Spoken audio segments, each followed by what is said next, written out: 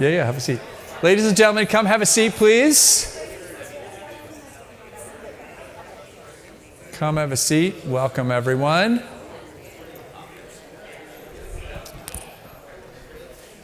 Welcome back. We're glad that you're all here. Thanks for being with us. I don't know if I knew in the summer of 2002 when we were like young whippersnapper rabbis as opposed to now when we're old whippersnapper rabbis. Geezers, yes, that's the thing. At Eisner Camp, when our kids were all running around. Yeah, Eisner Camp, let's get the Eisner Camp shout out. Seth and I met in the summer of, I think, 2002 on faculty at our Reform Movement Eisner Camp, where Seth grew up, and he was kind to not, try and sell me an elevator pass or what you do whenever there's a new camper in town. And then for, I don't know, 13 summers, something like that, we were on faculty together and watching our kids grow up together. And so when I knew Seth and Molly were going to be in town, I asked Seth if he would spend time with us in this way, and I'm grateful that you did. And here's to more opportunities to collaborate together. So welcome. Thank you. And thank you, Temple Shaarei Tefillah, for welcoming us. It's been so lovely to spend the most sacred Sabbath of the year with you all. My wife and I have found it really meaningful. So thank you to all of you for including us. And just, if we're going to be talking about your sermon and the subject of bridging divides, you left out the fact. Okay, wait. Are you getting there? I feel like I should read some of your bio, because I know who you are, but these people don't really know. This is about us. Oh, okay. They're just watching? This is part of my bio. Okay. No, this is... Okay. Not only were we on faculty together at Eisner Camp, but when Rabbi Mosbacher was in Mahwah, New Jersey, and I was in Armonk, New York, I would cross the Tappan Zee Bridge every Thursday morning so the two of us could study together. Yes, that's true. And I miss it. I miss it. Rabbi Seth Limmer is the Director of Public Affairs for PERIL, the Polarization and Extremism Research and Innovation Lab. That's a cool acronym. An applied research lab at American University that creates public health-informed interventions to hate and violent extremism. During his rabbinate, he served as the chair of the Justice, Peace, and Civil Liberties Committee of the Central Conference of American Rabbis. He was the vice chair of the Reform Movement's Commission on Social Action. He's an adjunct professor at Hebrew Union College Jewish Institute of Religion, vice president of leadership for the Central Conference of American Rabbis. On behalf of his lead role in organizing the Reform Movement's participation in the NAACP's 2015 America's Journey for Justice, Rabbi Limmer accepted the Maurice Eisendrath Bearer of Light Award, the highest honor of the Reform Movement. Rabbi Limmer is the founder of Repair Consulting, helping not-for-profits and philanthropists advance efforts for justice and peace, and he served as senior rabbi of Chicago Sinai Congregation and Congregation B'nai Israel in Armonk. Author of many articles, all of which you should read.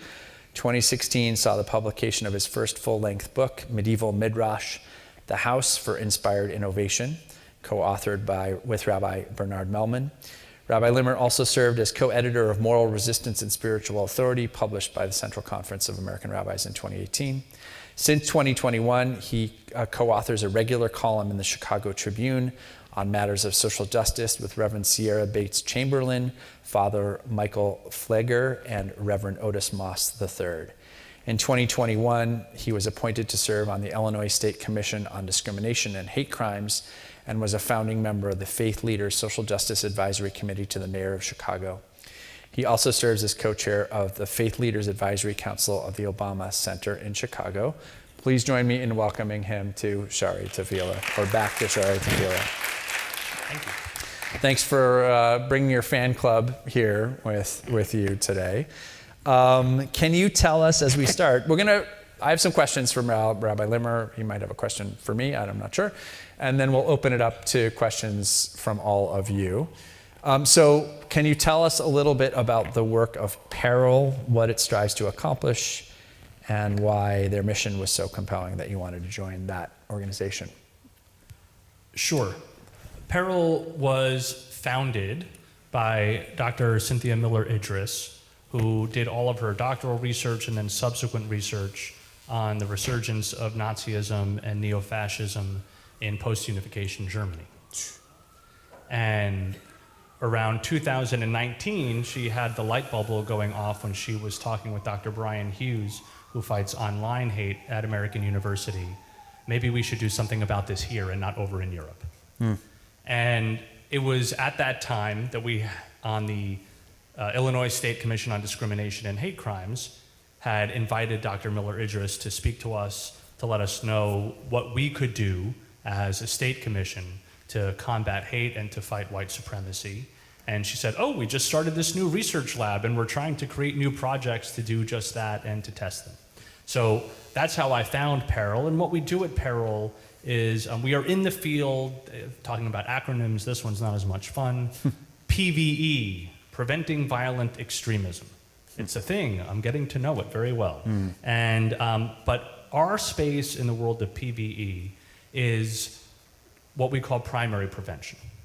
So tertiary prevention is when someone who has committed violent extremism, and then you're talking about prosecuting them and locking them up and dealing with the aftermath. Secondary prevention is when a group of armed militia people storm a state capitol and take over. Because then a crime hasn't necessarily happened if it's the state of Michigan where you can have guns in the Capitol, but a moment of concern has surfaced that requires dealing with. Primary prevention is what can we do upstream to make it far less likely that another person picks up a gun to join a violent militia. To make it less likely that after seeing the first hateful meme on TikTok, you click on the second one. Right? To give community members the skills to recognize hate when it surfaces and to know how to form alliances across lines of difference to stand against it together as opposed to be divided by that hate, which is the point of so much hate. So at Peril, we take a public health approach to primary prevention of violent extremism, and we like to come up with neat, innovative new strategies. It's a research lab, so it's all based on research that's done about what works, and then we test what works, and we try to scale it, and we try to have influence on the public debate. So that might be the 10,000 feet. Yeah, well, I'd love to get into the weeds about like what some of the projects are that Peril is working on now. What are there successes you can point to and say, like, here's the thing that we did and here was sort of the impact? And also, maybe I could guess this, but if you want to speak to the challenges of the work, that seems like a dumb question, but the challenges of the work. Well, the good news, if you're fighting hate, there are no challenges, there are only opportunities. And obviously that's the awful challenge about which you spoke so powerfully. And Seth, I forget your name, about which you spoke so powerfully too. I'm the son of a temple president too, actually, who used to ask for money on the high holidays. So I'm there. You did it beautifully. You did it really well.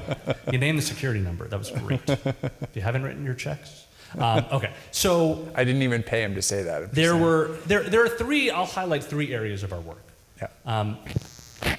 The first is we do a lot of trainings, right? And we have trainings that are aimed at educators and people in the education system. So, for example, this summer, I attended the summer conference of ASCU, the American Association of State and College Universities. So, 70 presidents, provosts, deans in a room trying to learn from us about how to build campuses without hate. Which is everything from how to protect your students when hate arises, but how to engender conversations ahead of time, how to create free speech policies that don't just allow the right to the microphone, but protect people from what's said over the microphone if it's hateful or harassing, right? And so we do trainings like that where we've just started them now in middle schools because this awful deepfake technology that creates fictitious nude pictures of young women that get spread actually has a direct line. That same software hooks in adolescent boys into what's called the manosphere and gets them hooked into all sorts of other forms of hate and harm. So we do trainings for educators, staff, faculty, presidents around all of that, and highly in demand. Another area of our work is fascinating. It goes by two names. One is called video inoculation, and the other is called pre-bunking. I like pre-bunking, but video inoculation makes more sense, right? When you get a flu shot, everyone should get their flu shot, right? You actually get a little bit of the flu so that you build up immunity to it.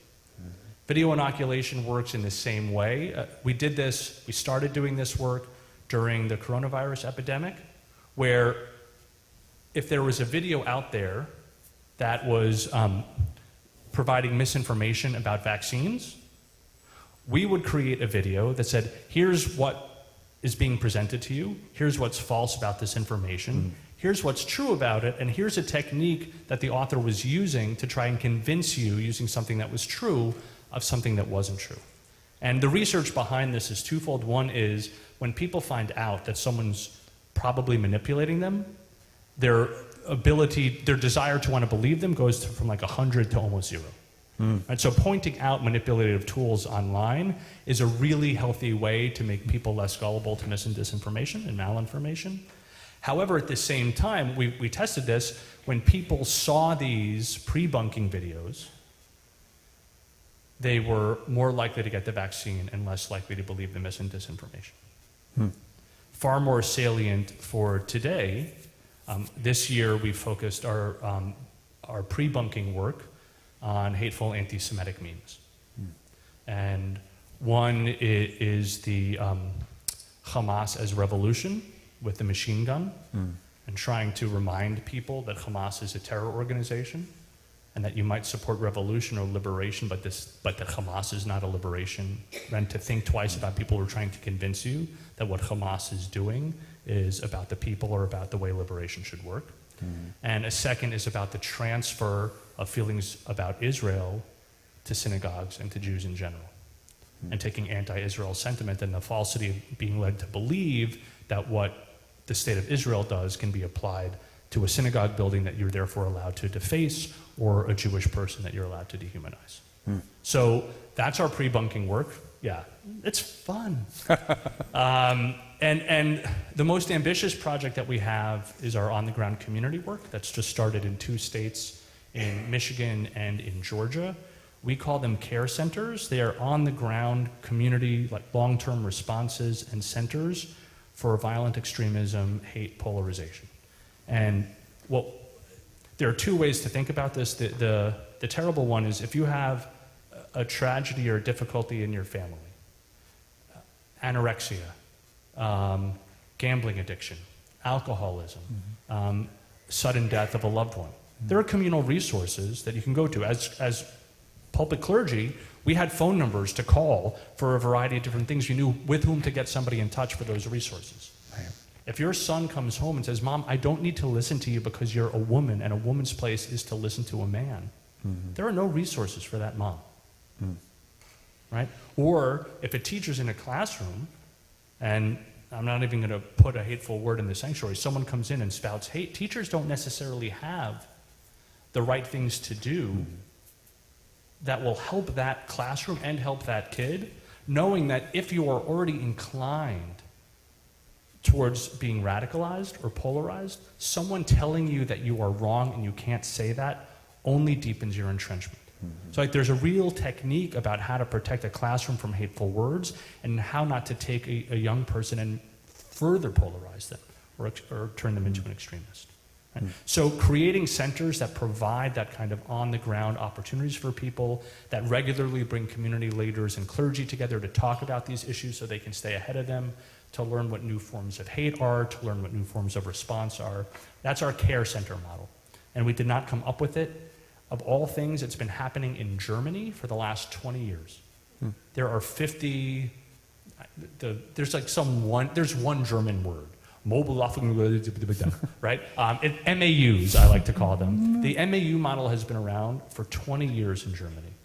And it's state funded, and you can go to university and get trained to run one of these MAUs or to be a crisis counselor at one of these MAUs. And we're trying very slowly and methodically to translate that model to America's shores. We have 2 centers now. We hope to have 5 or to 7 in the next 3 years to see what it looks like in different places. And then our long-term goal is to have 200 in the next 20 years, so that every state and every community has access. That's really interesting. I didn't know anything about that work at all. And those centers, is it, people have to come in the door to get to you? There's no door. Okay. You're a community organizer, so you know what this is like. There's a person on the ground who goes to schools, who brings people together, but we use trusted spaces in community. Right? In Athens, Georgia, we just did a 2-hour session on election anxiety. So election anxiety has lots of different things. Like, I might be afraid to go and vote because of violence that could happen to me. I might be concerned about the outcome. Right? I might be concerned about how to talk to my family during the season. And so with some partners, because we don't do all of that, Southern Poverty Law Center is a good partner for some of these other places where we have overlap. We had a 2-hour session, but we did it at a UU church because that was a trusted place in the community where people felt like they could go and they knew it was safe. And then we had our Peril people with some SPLC partners lead that session. So, and then of course, because we're researchers, well, they are, I'm a rabbi. What are the metrics of congregational life? That's a good one. So we measure pre-survey how people are feeling, post-survey we try to follow up 3 months later to see what sticks, and so we can be as effective as possible and learn how to get better at it. Can you share anything about sort of what that research is sort of yielding? Can you see sort of impact? I know we're rabbis, so we know we're not... With both the video inoculations and with these trainings, think about like, I know there's at least one attorney who has to do CLE in the house because he's wearing the same color shirt and tie and has the same last name as me, right? And like for attorneys, right, in the New York State Bar, you have to do CLE every year. We're finding that there is a shelf life for the video inoculations and for the trainings that we do. And some of the video inoculations are 3 to 6 months, some are 6 to 9. We have a great guide for parents and caregivers on how to talk to your kids about these kinds of issues.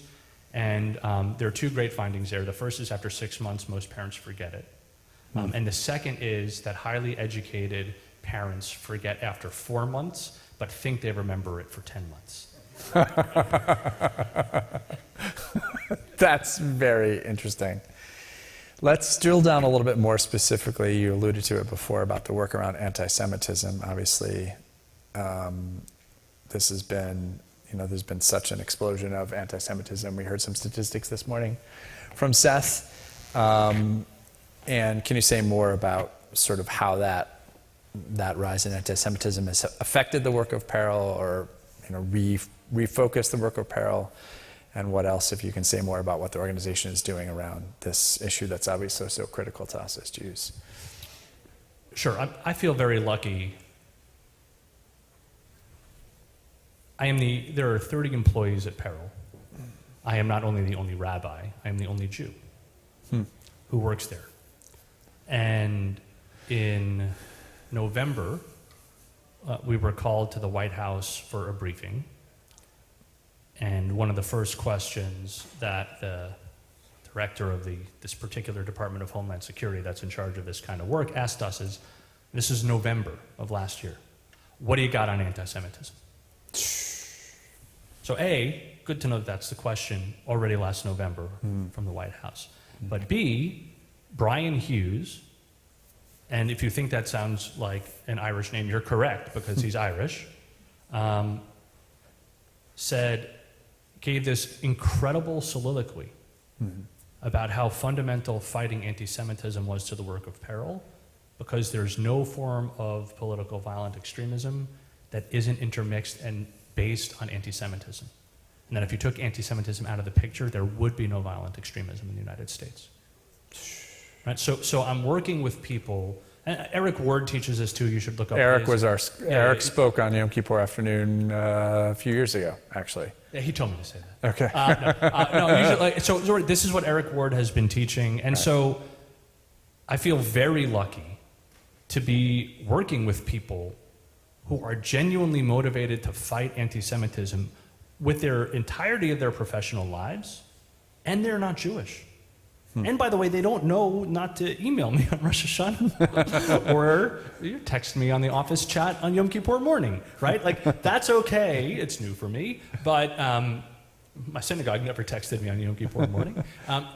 But so the way that anti-Semitism is really the epicenter of really almost all the hate in the world is true and scary. But it's amazing to know that there are plenty of people who aren't Jewish who are out there who see it, who are out there who know it's a problem, and who are out there who want to fight it. I will say that's the good side. The bad side is what Seth said is true, except I think his numbers might be low. It is really bad out there. And then you add on to that the way that anti-Semitism is being used politically.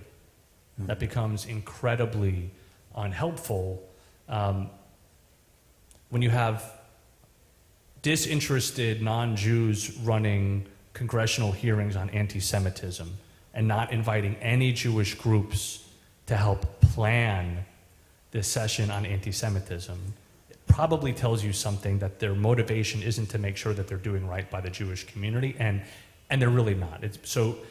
Anti-Semitism has always been used to divide people, and it's still being done so, and it's a very scary time.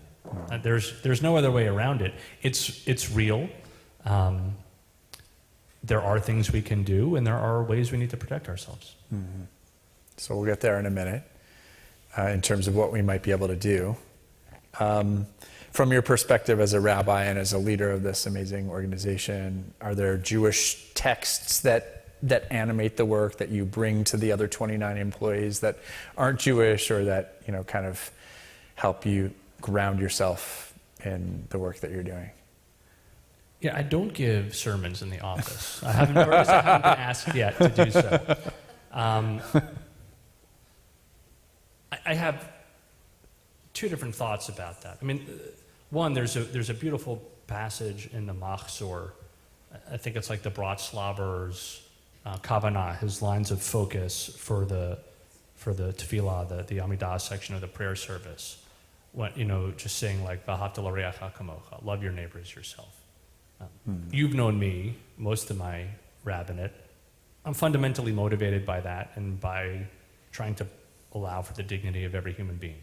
So for me, that's what I always wanted to do as a congregational rabbi. That mattered whether it was a bar mitzvah kid or a non-Jewish person who walked in and wanted to be a part of our community. Right? Like, it's all about trying to help people find dignity in place. And I love doing that in congregational context, and then also getting to do social justice work is a larger part of my rabbinate than most people do. And now I get to do it with all of my professional time, which is really kind of great for me, but it comes from the same place. On Yom Kippur afternoon, I think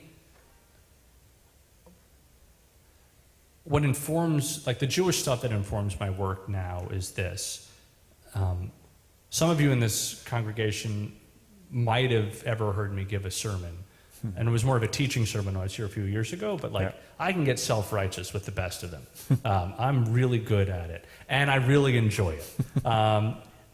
And like reflecting on that today, it's the way you framed the Haftarah reading, right? Well, Isaiah was being snarky, you said. And thinking about today, the two Haftarah readings we have speak to like really fun and really unsuccessful ways to engage in justice work or work of healing our world. Right? As you think about Isaiah, and I could read, I was so glad that everyone read it in English, because I'm like just reading the Hebrew and parsing it in real time, because I love Isaiah. Like it's one of my favorite passages. But if you think about Isaiah, he told everybody to do these things, right? To break every chain, to bring light to the darkness, clothe the naked, not to trample on the Sabbath, right? And if you do that, and what happened instead? No one listened, then we got deported to Babylon. Like, hello, it didn't work, right? Those kinds of didactic pronouncements of this is what you better do or you're going out the door are fun and ineffective. I think it's safe to say Isaiah failed. And then if we look at the other Haftarah, Jonah failed, even though he succeeded. Right? Because Jonah actually went on a prophetic mission where everyone listened to him, but he failed because he could have no empathy for them. He had no desire to understand them. He was upset that they made teshuvah. Right? He didn't. Was he upset that they made teshuvah, or was he upset that God was willing to forgive one of the arch enemies of the Jewish people? I've always thought that that's the point. Well, when I spoke with Jonah, what he said to me, I think it's the same problem. Okay. Right? If it's God accepting the teshuvah of even the arch enemy of Israel, which is exactly what our liturgy says. It is not the death of the sinner you desire, but rather that they turn to you completely. Then that strengthens the point, right? It strengthens your point from your sermon. You don't get hate out of the world by only talking to people who agree with you. or only by talking to people who have nothing but love in their hearts. Like, you've got to actually get into that messy arena where hate exists and try and safely, and not always, like you pointed this out, like maybe that person on the third story is really evil and does want to hurt you. And then you go away, right? You do not go for another coffee. Right. But most of the time that's probably not true. Right. And so I think that those are two aspects, at least of Yom Kippur, that inform my work, right? Like, it's super fun to take broadsides, but highly ineffective. And doing this kind of work of trying to rid the world of hate without having empathy for people who either do hate or who are likely to hate is not going to be a recipe for success. What are some things that synagogues can do in this work, whether it's partnering with Peril or taking the best of what you're learning and applying them in our context? Because it does feel like the problem is so huge. We need to speak about it. We need to be aware of it. We need to educate it. We need to speak against it. All of those things. And is there another and of what we should be doing, can be doing? Yeah, I'm going to turn this back on you in a second. Okay. So that's what I was just afraid to prepare of. You, in the short form, there are some resources we have, and all of our resources are free. Perilresearch.org, or you can bug Rabbi Mosbacher tomorrow and ask him for that website. Perilresearch.org. There are resources we have that you can look at that are helpful, like our guide for parents and caregivers. If you have worked with or spend time with teenagers, please read this resource. Because some of what it says is if you see signs of radicalization or extremism developing in this kid, you should first do a little self-analysis to see if you're the right person to intervene or if you're the wrong person to intervene. Right? And so we have information and guides and research that's up, but we don't have the capacity to partner with synagogues or come in or do anything like that. I wish we did. We're building towards it, but we're not there yet. So before I answer the rest of your question, I read an early draft of your sermon. You know that. I think it was the first draft, yes. Everybody knows that. And you took out a part that I loved, and I asked your permission to ask you about this. So in the first draft of the sermon, right after you spoke about your aphantasia, that's the abhorrence of Disney movies with classical music scores. Exactly right. That's exactly what that is. After you spoke about your aphantasia, yeah, you had this thing about how Temple Shari Tefillah could be a model for how the world heals itself. Yeah. So why'd you take that out? I feel like it was still there. It just didn't frame it as like, oh, we're going to do this and then we're going to show the rest of the world how to do it. Because I don't know, you pushed me on it. You were like, well, how are you going to do that? And I didn't have an answer. So I took it out. I mean, that's sort of the short answer. My hope and what I was trying to say in the sermon is that we can decide to try and be different within these walls and within this community.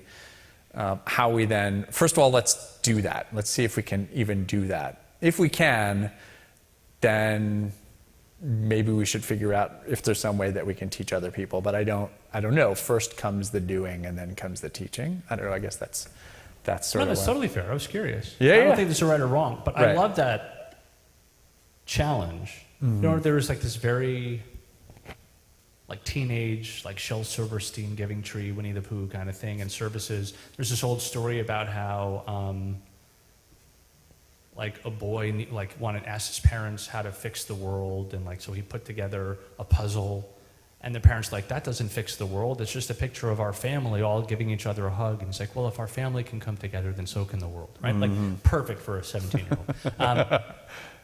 I think in a very mature and thoughtful, adult and serious way, that's what your sermon was. Like your sermon was a lot more than that. Don't get me wrong. I don't mean to, but I appreciate it. I think you did paint that picture of how that larger tikkun takes place.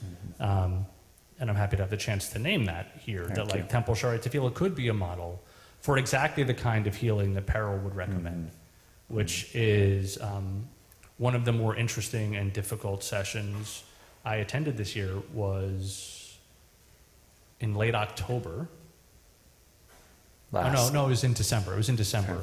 And it was a Jewish professor and a Palestinian professor and 2 social activists in a conversation modeled by the same Brian Hughes, co-founder of Peril, about activism, free speech, college campuses, hate, and safety.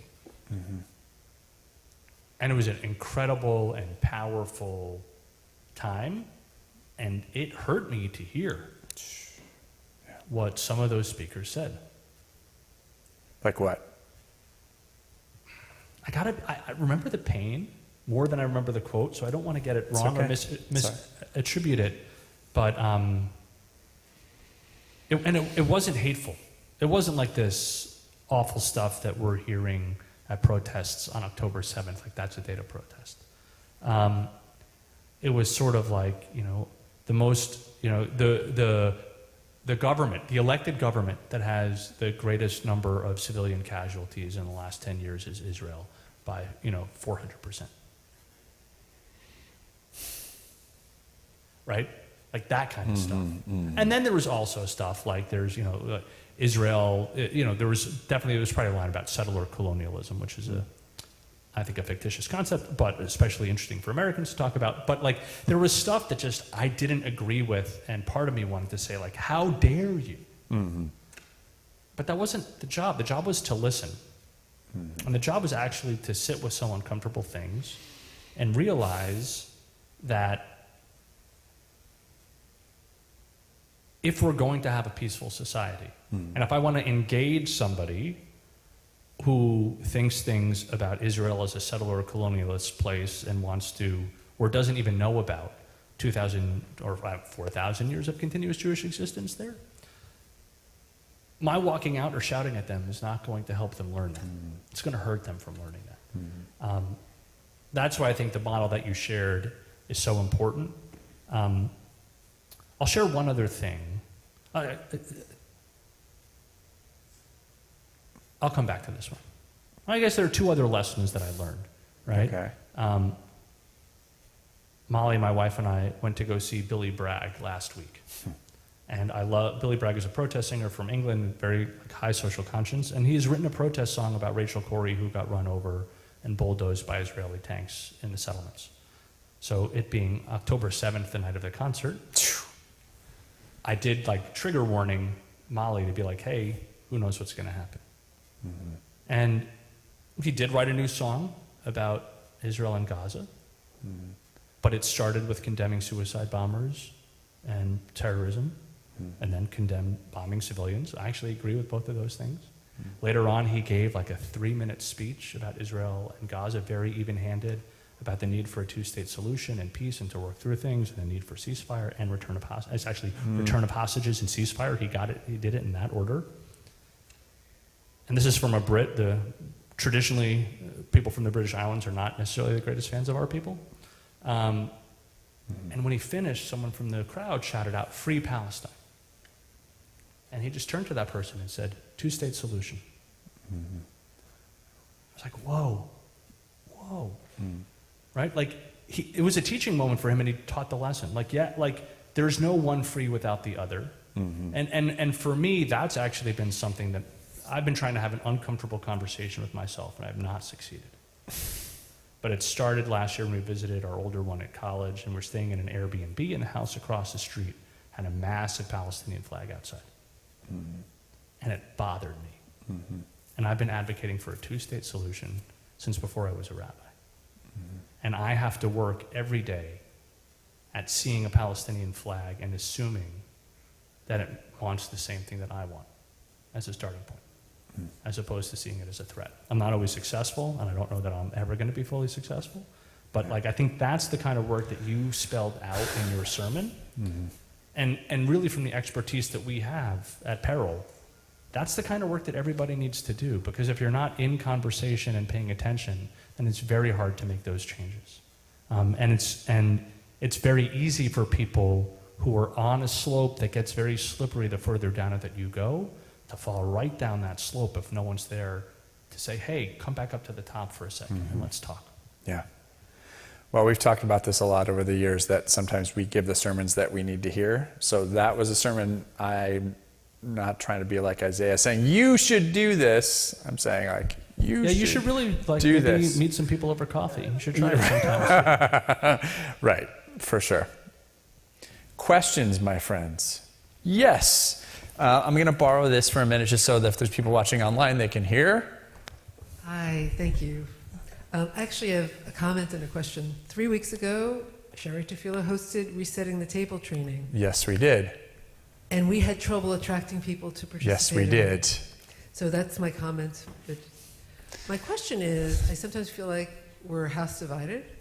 When talking about anti-Semitism, there is an ad on television right now accusing Senator Schumer basically of being an anti-Semite, if I'm reading between the lines, because of not supporting certain legislation. And I just wonder what we can do, because we can't vilify our brothers, our Jewish sisters and brothers, because that's not helping the situation at all. If one side of the political spectrum is calling another Jew, questioning their legitimacy as a Jew, which I think is really basically saying they're anti-Semitic. What's the question?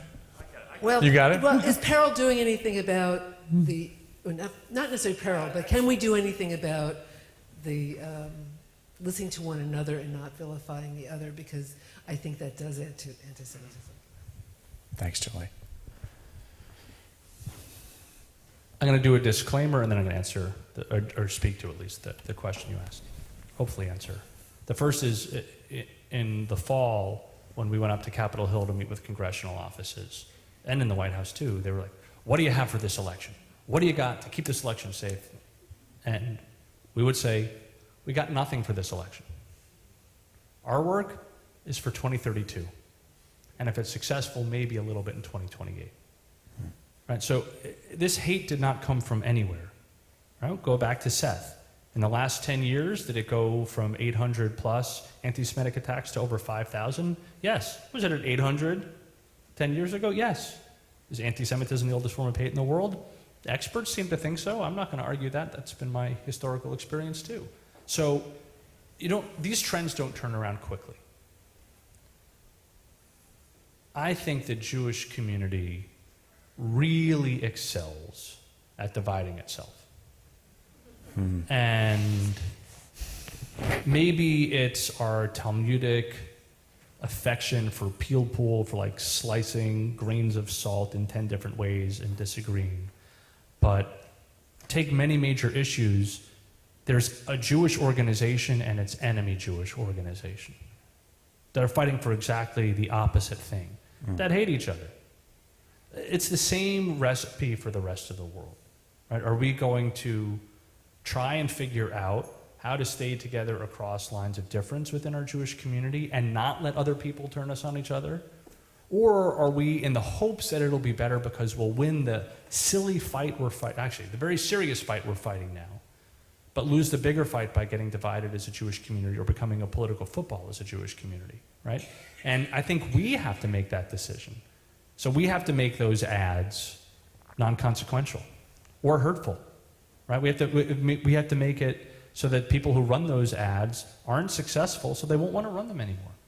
We need to do things so that people who try to divide our community wind up not being successful, so they stop doing it, which means we need to be united as a community, even on really, really, really difficult issues. But the secret is, I think we actually know the secret, we don't do it. It's like we always have higher expectations of family than we do of friends, and certainly than we do of strangers. Every liberal synagogue in the world that supremely cares about a woman's reproductive right to her own health and her own decisions, and about LGBTQ dignity and rights, still interacts with a Catholic Church that on paper stands for exactly the opposite and with its dollars fights for exactly the opposite. We don't have a problem relating to Catholic churches. But if a Jewish group would do that, they're the enemy. And I think those are the kinds of things to which we need to pay attention. And it's got to start with us, and we can model it maybe to the people who are on the other side and try and bridge those divides. Thank you. Howard, yeah. So you mentioned the anti-Semitism on college campuses and with what happened last year. Now A that little more into the mic so the people new can hear. school year started, is there any college that has a new model that you worked with or you agree with, whether it's an Ivy League school, public or private institution?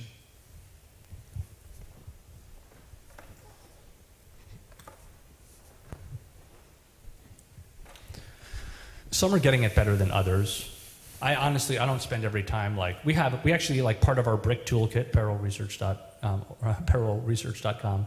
Our brick toolkit actually spells out exactly what a college campus should do in advance of a crisis and in response to a crisis. And I remember by October 21st, we wrote an open letter in the American University newspaper to the administration. Why are you not following our advice? Right? And very, very few campuses did. I think what a lot of campuses are doing this fall is they're saying, here are our standards. Just being clear about our standards. Here's where we engage, here's where we don't engage. And being much clearer on free speech, not just being about access to the mic, but about protection from harms done by mic. Right? Just a much more nuanced and reflective of reality understanding of free speech than has been happening on college campuses in the last 30 years. And so there are campuses that are doing that. We don't really grade them, that's not our business, but I have been encouraged to see colleges put up policies and be clear about what they want to do. Having clarity about these things matters. I think what no college is doing anything about is academic anti-Semitism. Another great British export, and that's actually a bigger concern is how anti-Semitism has made its way into curricula in some very important curricula that should be out there but have anti-Semitism as part of their through line, and trying to figure out how to undo that. That's not a question any university is addressing. So I think colleges are getting better. I don't have a good example for you just because I don't follow it that closely, but I do think people are starting to pay attention on how to do that much better than last year, where I think they all got caught off guard for the most part. Thank you. Jack, and we'll come back here. Following up, I had a question before your last comment, so it's more of a follow-up to your last comment. My daughter got a master's degree from American University and in human rights, and was taught that Israel is a settler, colonialist, illegitimate state, and that's in your backyard. I know that's not directly what you're working on, but how do we do? Do you have any organizations you know of that are trying to actually turn this around? And this is a 30-year project.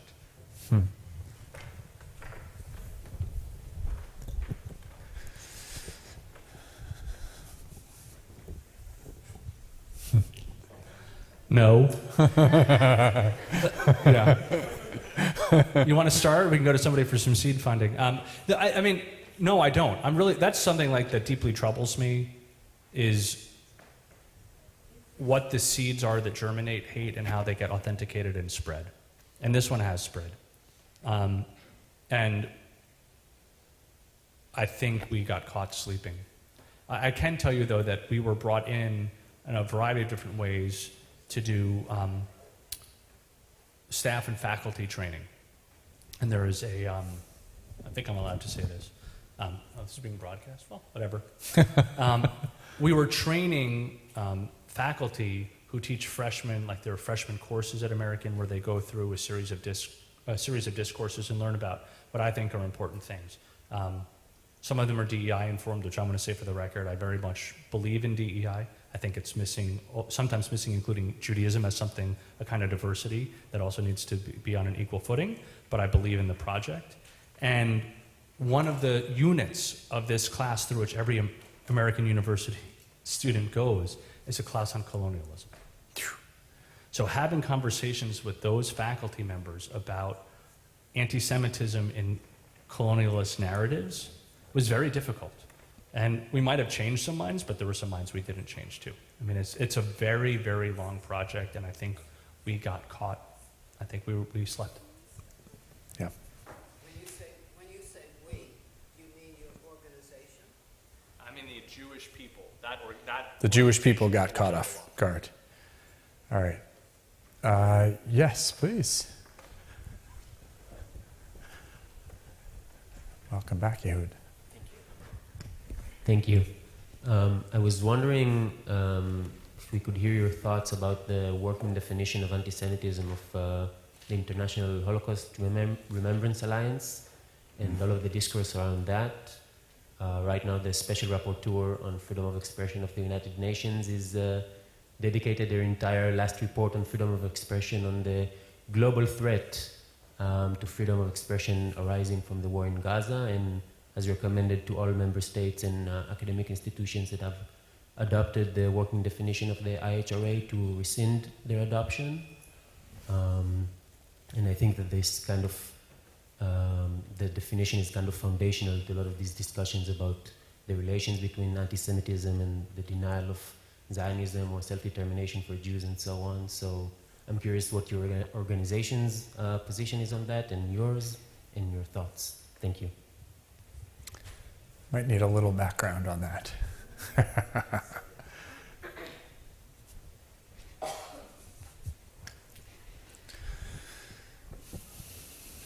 So just to frame, International Holocaust Remembrance Association has a working definition of anti-Semitism. And apropos of your question... Jolie's question, Jolie, yeah. Jolie? Jolie, yeah. Of Jolie's question from a little while ago, about 4 years ago, this organization, the Jewish people, Klal Yisrael, made it into a political football and started to fight over whether or not we needed to make sure everybody adopted that and it was ironclad, or if it was just a recommendation, which is what Ira thought it should be, a working definition that it was a recommendation. The state of North Dakota, by the way, has made it their law that anti-Semitism is this definition. At the lab, we have no stance on that. I can't help you with that. I think what it comes down to is this is another place where we, as an organization of the Jewish people, have not been at our best. We have spent hundreds of hours and millions of dollars fighting each other over how strictly to impose this definition of anti-Semitism on others. And it has not helped us. I don't think there's anyone on either side of this fight. And it is a fight if you don't know about it. If you want to go learn about it, you can. But it is just a fight, and while we've been having it, anti-Semitism has increased tenfold. So we should be doing something else with our time rather than fighting over how to impose definitions of anti-Semitism, would be the exclusive opinion of Seth Limmer speaking for himself. Yes. Maybe one more question. Yes. The last question. I'm going to reach across and see if I can hand you this microphone. Exactly. Thank you. So one quick question, my friend. Yeah, I'm Nick Rostow. I used to be a member of the congregation. Welcome back. I guess I have a comment rather than a question. Is how does one talk to people who don't listen? And an example of this is actually from your story about listening to a Palestinian professor and a Jewish professor talk about Israel and Gaza. There are certain facts about Gaza which never get discussed. One of them is that the numbers of casualties come from a suspect organization. Second is there's never been a census in Gaza. So nobody knows how many people live there or did live there. And how does one address these questions that go to you're entitled to your opinion but not to your facts? Thanks.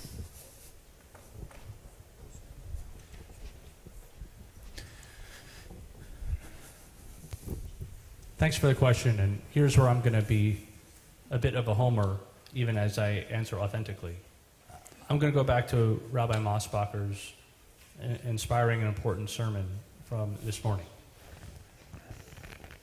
going in to meet somebody with whom you disagree deeply and thinking that the conversation should be about facts or correction is the wrong orientation for success. Going in and talk to somebody about why, hey Soloway, why they care so deeply, why it matters to them, and then asking them if they might be able to hear from you why it matters so deeply to you is how it starts. I don't think facts will create peace in the Middle East.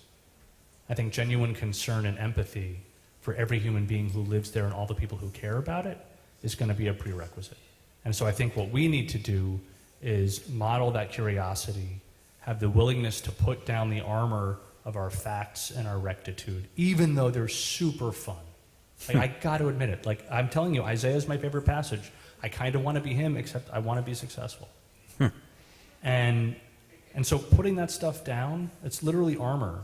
And then you have to be vulnerable, and you have to hear stuff you don't want to hear.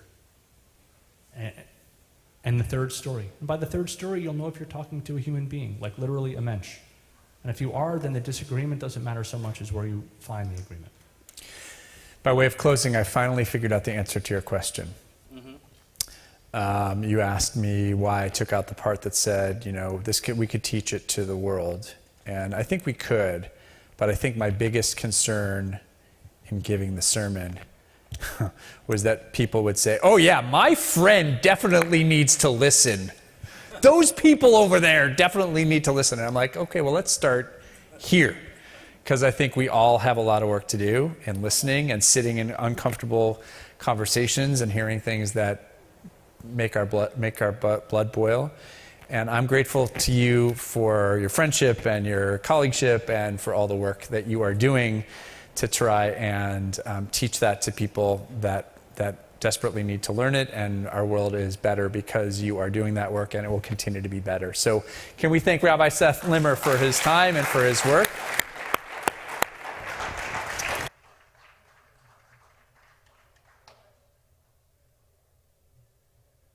You guys headed out.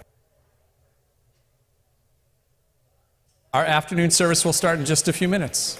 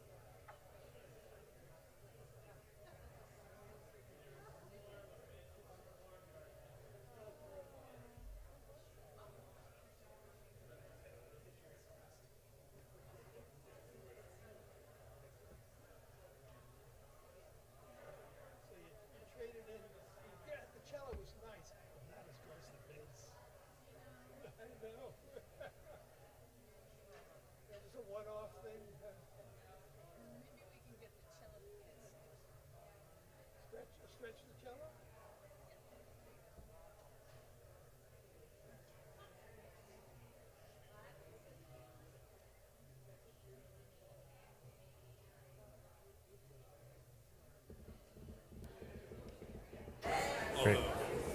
In case anybody's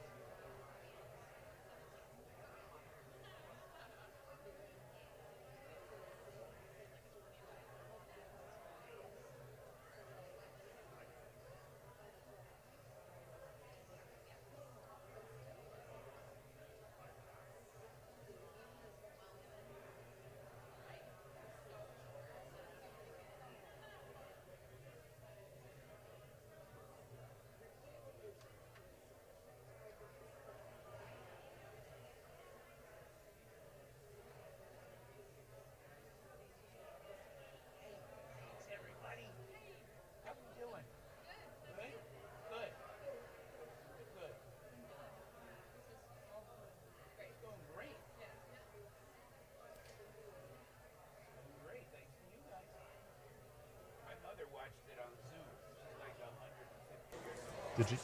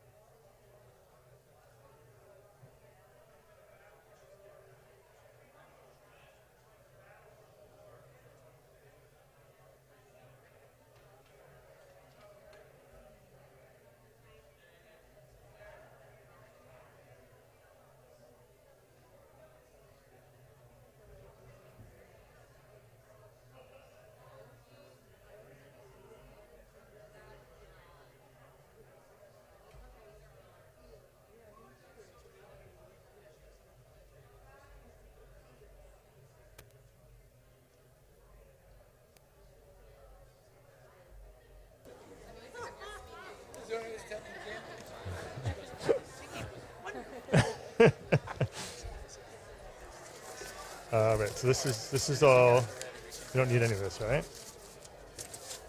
Let me get new afternoon. Correct.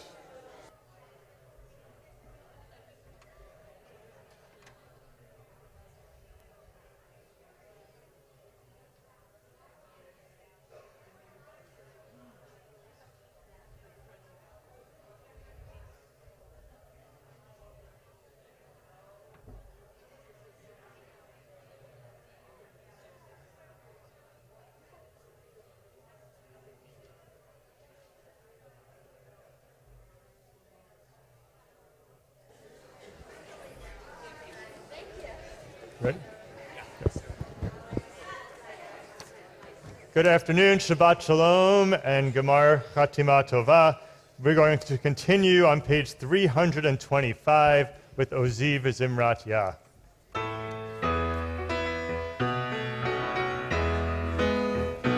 Ozi v'Zimrat Yah, vayili v'Yeshua.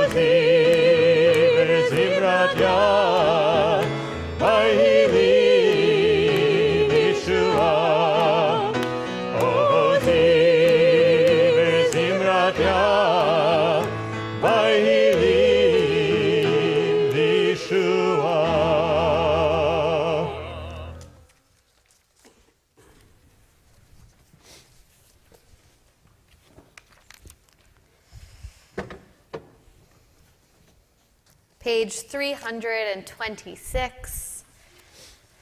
These words are from a statement based on the opening line of a prayer by Rabbi Leo Beck for all Jewish communities in Germany on the eve of Yom Kippur on October 6th, 1935.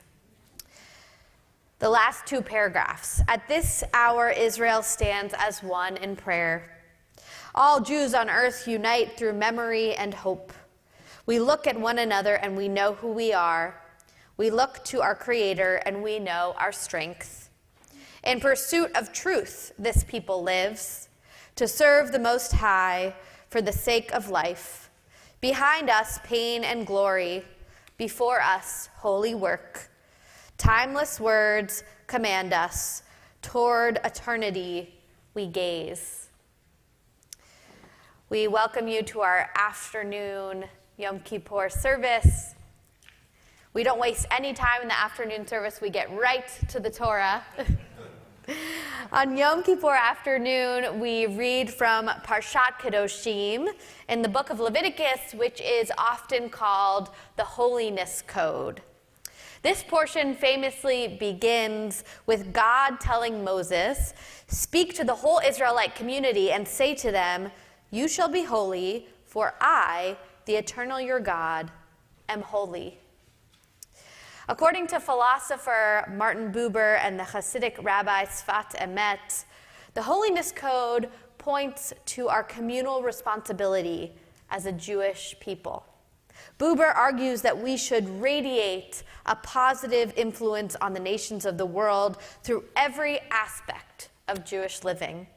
And the Sfat Emet claims that no one can attain holiness except by merging themselves with the whole of Israel. I'd like to invite up Cantor Kipnis's trope class, who will read from Parshat Kedoshim. And I would like to, we turn to page 329 for Ki Mitzion. Oh, okay, sorry. You can be seated. I'll call you up in a bit. I was too excited to have you up here. Be prepared for Cantor Kipnis's trope class to come up to the bima. I know everyone's waiting. We will continue on page 329 with Ki Mitzion. Please rise.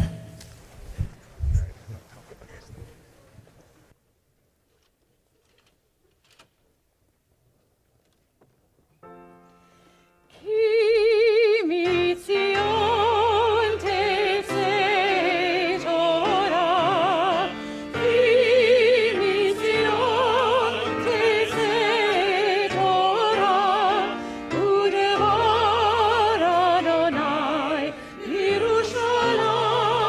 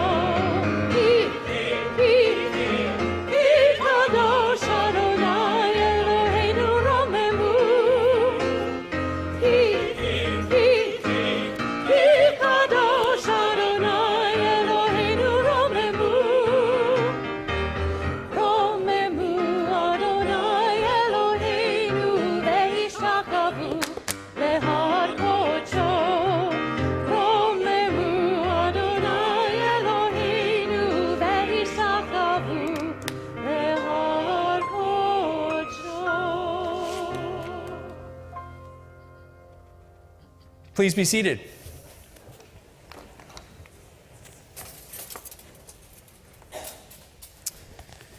You can find the Torah portion for the afternoon, as Rabbi Limmer was teaching us about a bit earlier, from the book of Leviticus. It's Kedoshim. It's the very geographic center of the Torah, and you can find it in your Machzor on page 338. And I'm going to find the blessing for you, because we're going to invite everybody to say the blessing together. The blessing, yeah, go ahead. And now I'll call up our trope class. Susan Natali, Bonnie Alter, Joanne Yar, and Ria Tabakin.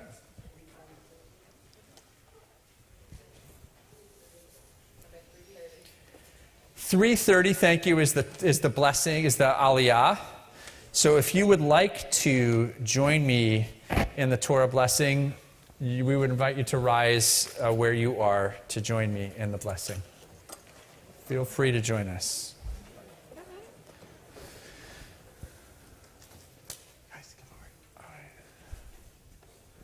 All right. 1, 2, 3. Baruch hu et Adonai Amborach. Baruch Adonai Amborach leolam vaed.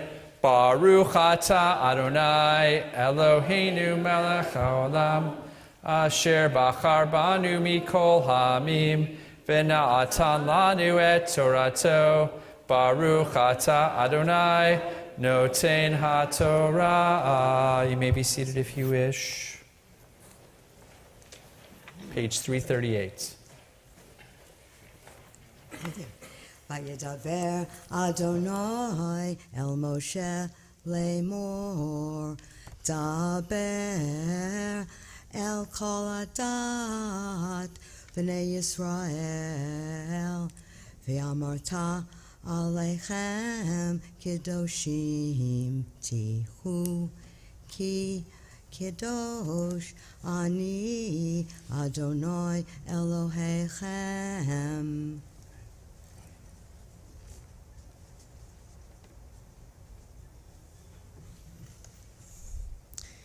Ish imo vayaviv harau et shabbatotai tishmoru ani Adonai Elohechem. Al tifnu el ha-elilim ve'elohei masecha lo tashu lachem ani Adonai Elohechem. Uvkutzrachem et katzirotzachem lo techaleh ba'atzaracho lichtzor V'leket kitziracha lo tilaked, v'charmacha lo tolel, uferet karmacha lo tilaked, lani v'lager tazov otam, ani Adonai Elohechem, lo tiknovu v'lo techachashu, V'lo teshakaru ish ba'amito, v'lo tesava'u bishmi la'shaker v'chilalta et shem Elohecha ani Adonai.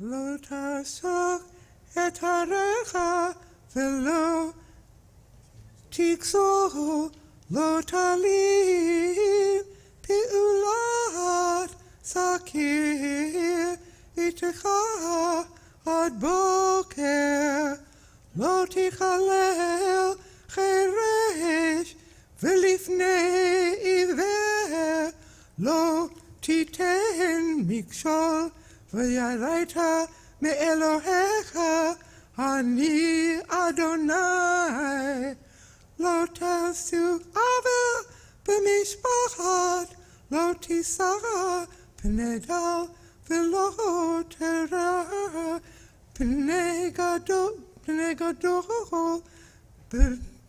בצדק תשפוט עמיתך.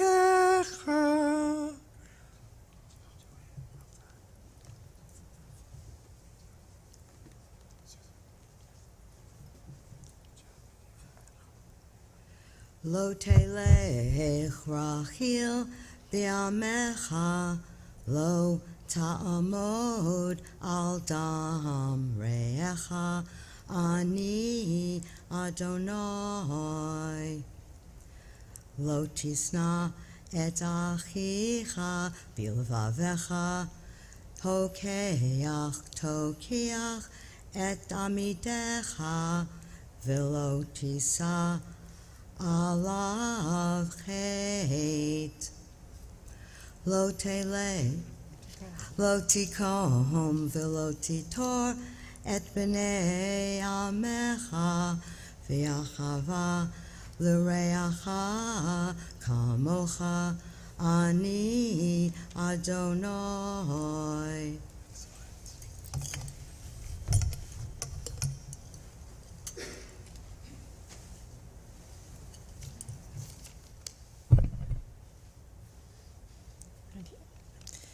מפני שיבה תקום, והדרת פני זקן, ויראת מאלוהיך, אני אדוני.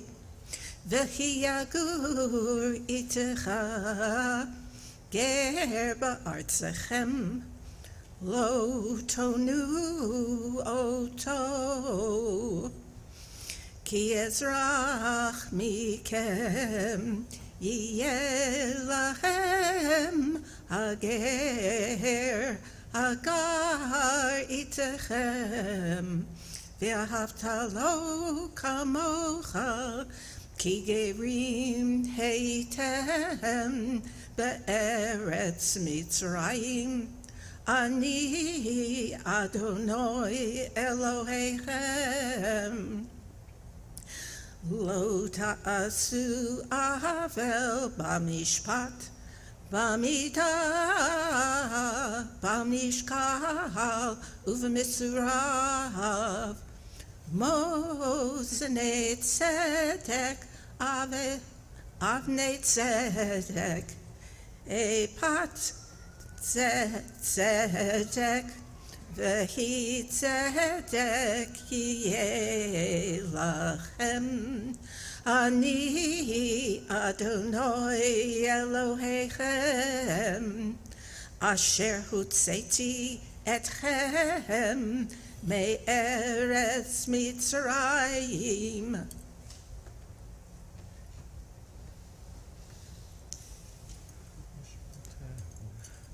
הושיבתם את כל הוגותי ואת כל משפטי, ועשיתם אותם אני אדוני. Those of you who are offering the blessing before, if you want to stand, the blessing after is on page 330. Baruch atah Adonai Eloheinu melech haolam, asher natan lanu Torah emet, v'chayei olam nata b'tochenu. Baruch atah Adonai noten haTorah. Yishar koach. To all of you, we remain standing as we prepare. I also want to acknowledge that Lois Nyron used to be in the strobe class and chanted on Yom Kippur afternoon, and so we're remembering her today. She's a big loss to this congregation. Zichronah livracha, may her memory live as a blessing. Thank you for carrying on. I know that she would want you to continue to chant Torah and learn Torah in her memory as well. We're going to remain standing as we lift and dress this Sefer Torah.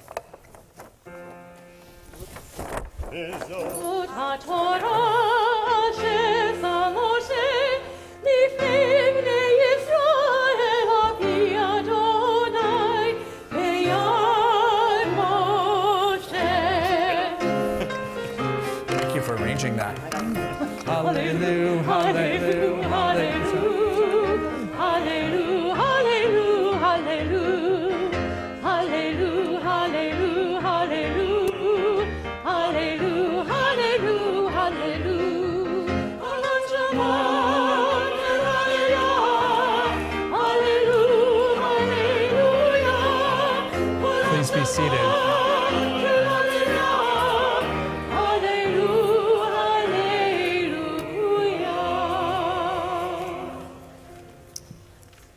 We will continue on page 341. Our Havdalah this afternoon is the book of Jonah, the entire book of Jonah. And as Rabbi Limmer just taught us about the story of Jonah and what we can learn, maybe what not to copy from Jonah. Jonah is the story of a journey at sea, the tale of a hapless prophet who fled the sacred purpose of his life. The issues raised and the lessons drawn from our study of this text can be an anchor for the soul in the rough waters that always threaten to engulf us. Delve into this text on the Day of Atonement and find their tools for the work of Teshuvah and Cheshbon HaNefesh.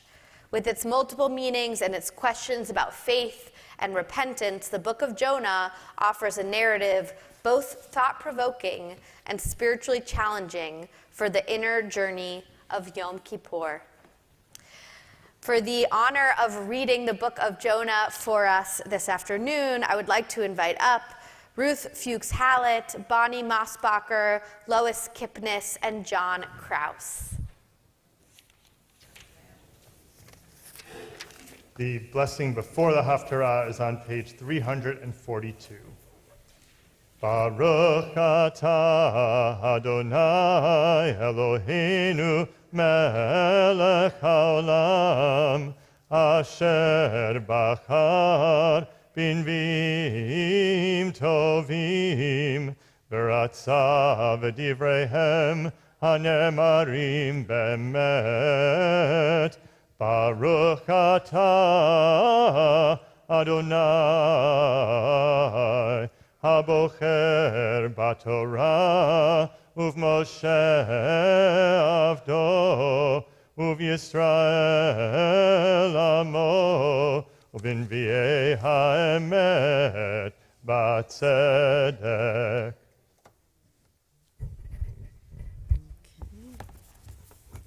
This is English, right? And the word of Adonai came to Jonah, son of Amittai. Get up, go to the great city of Nineveh and proclaim against it, for their evil deeds have risen up before me. But Jonah got up to flee to Tarshish, away from the presence of Adonai, and he went down to Jaffa and found there a ship heading for Tarshish.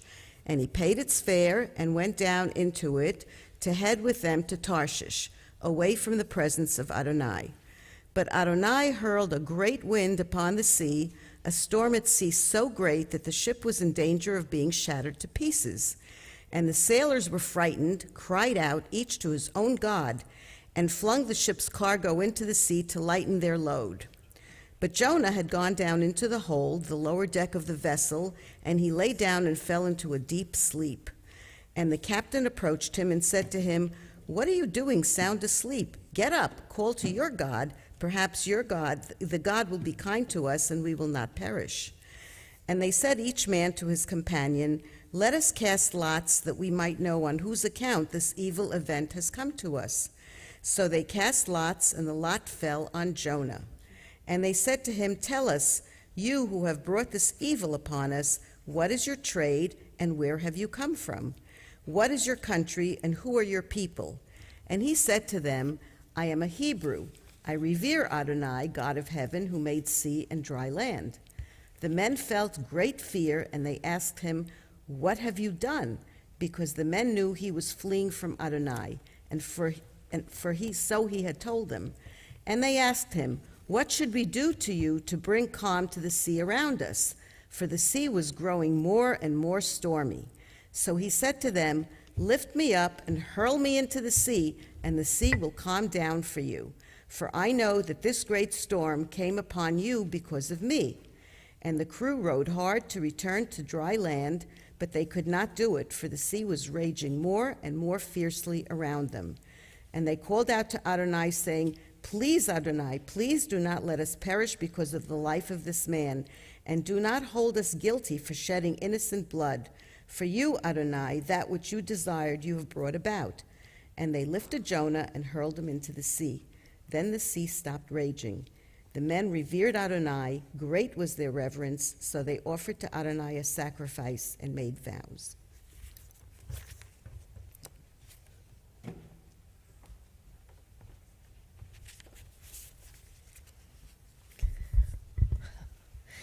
And Adonai provided a great fish to swallow Jonah. And Jonah was in the belly of the fish 3 days and 3 nights. Jonah prayed to Adonai his God from the belly of the fish, and he said, I called to Adonai in my distress, and God answered me. I cried out from the belly of the netherworld, and you heard my voice. Into the depths you cast me, into the heart of the sea, excuse me, and the floods engulfed me. All your billowing, breaking waves swept over me. And I thought to myself, I was banished from before your eyes. Will I ever again gaze upon your holy temple? The waters closed in over me. The deep engulfed me. Rushes wrapped around my head. I descended to the low point of the mountains. The gates of the earth closed upon me forever. Yet you, Adonai my God, raised up my life from the pit. When my life fainted away, I called Adonai to mind, and my prayer came to you, to your holy temple.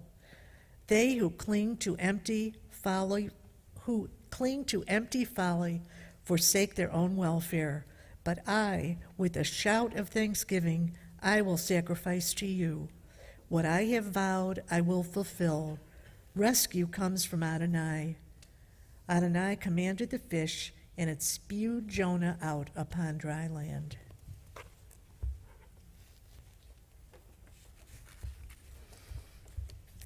And the word of Adonai came to Jonah a second time. Get up, go to the great city of Nineveh, and call out to it the proclamation that I tell you. So Jonah got up and went to Nineveh according to the word of Adonai. Now Nineveh was a great city of God, 3 days' journey across. And Jonah started out and made his way into the city, the distance of a 1-day walk. And he called out and said, 40 more days, and Nineveh shall be overturned. The people of Nineveh trusted in God, and they proclaimed a fast, and they put on sackcloth, from the richest to the poorest. And word reached the king of Nineveh, and he got up from his throne, took off his robe, put on sackcloth, and sat in ashes. And he cried out and said in Nineveh, by decree of the king and his nobles, no person or beast of flock or herd shall taste anything. They shall not graze, and they shall not drink water. They shall be covered with sackcloth, person and beast, and shall call loudly to God. Let all turn back from their evil ways and from the violence which is in their hands. Who knows? God may turn and relent, turn back from the heat of anger, so that we do not perish. God saw what they did, how they were turning back from their evil ways, and God relented from the evil planned for them and did not carry it out.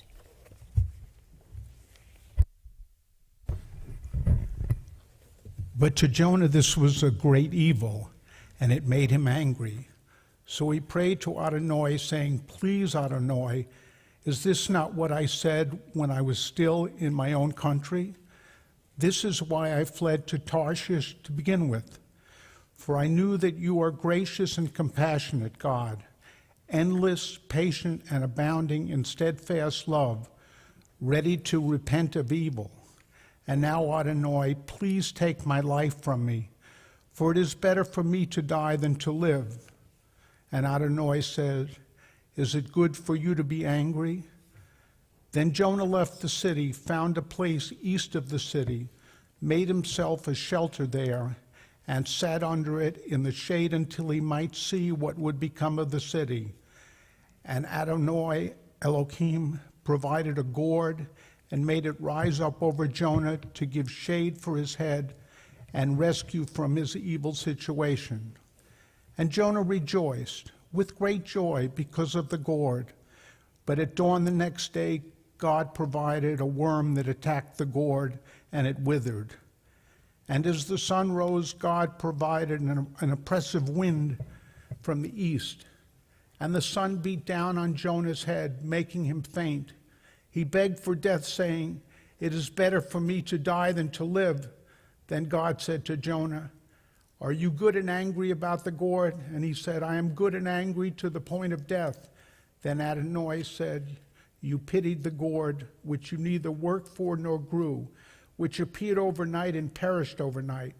Should I then not have the compassion for the great city of Nineveh, a place of more than 120,000 human beings, unable to tell their right hand from their left, and many beasts?" More? It's a blessing after the Haftarah is on page 351.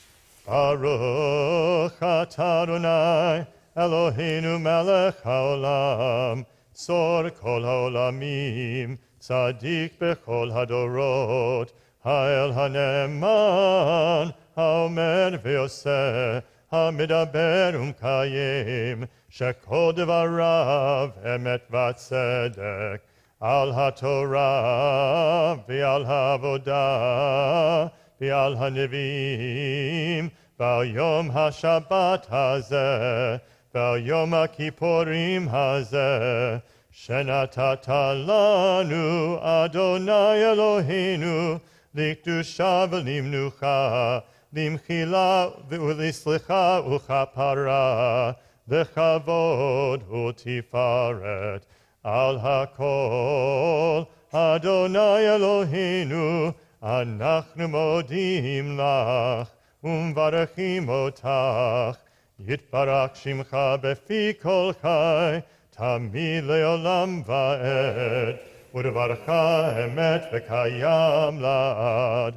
ברוך אתה אדוני, מלך מוחל וסולח לעוונותינו, ולעוונות עמו בית ישראל, ומעביר אשמותינו בכל שנה ושנה, מלך על כל הארץ, מקדש השבת וישראל ביום הכיפורים. Amen. Can we say Yishar Koach to our Haftarah reader?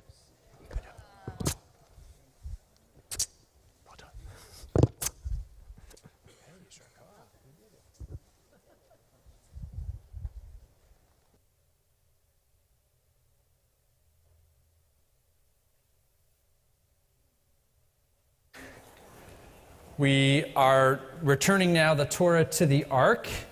You can find the liturgy on page 353, and we invite you please to stand.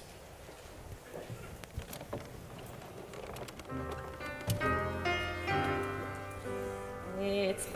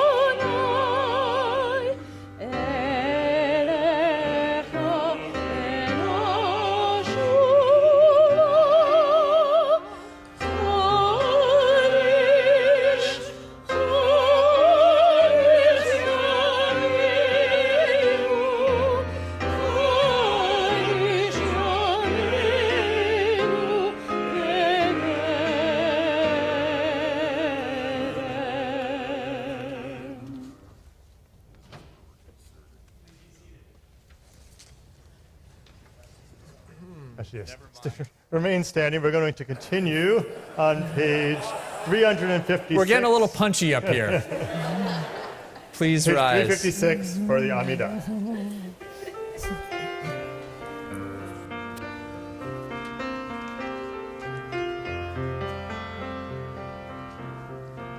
Adonai,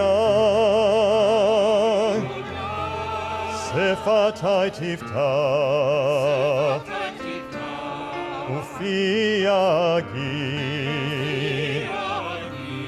Tehilatecha, Adonai, Sefatai Tiftach, Ufiagi, Tehilatecha, O Adonai, Sefatai Tiftach, Ufiagi,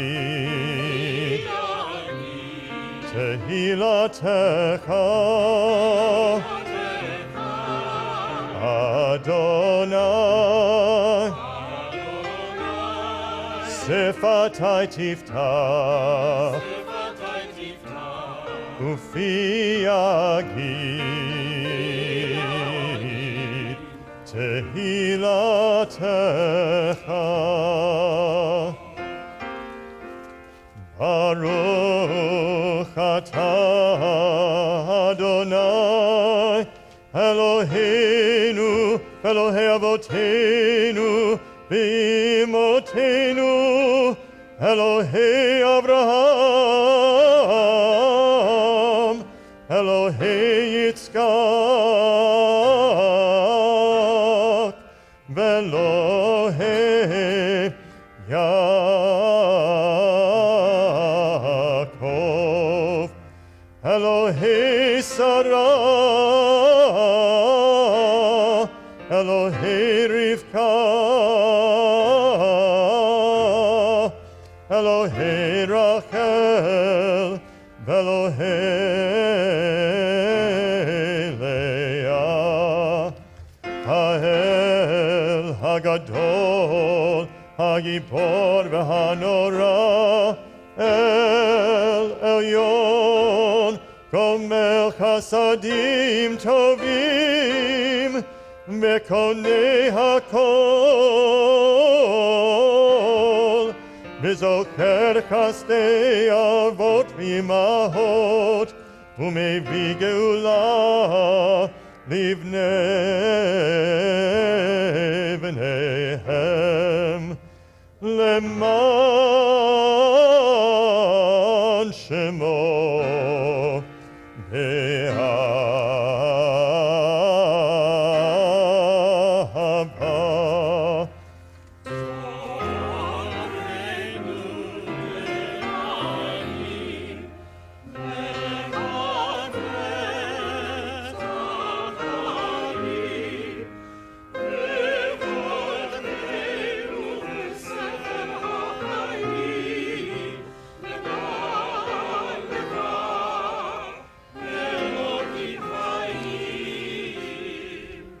Melech Ozer u'Moshiach u'Magen, Baruch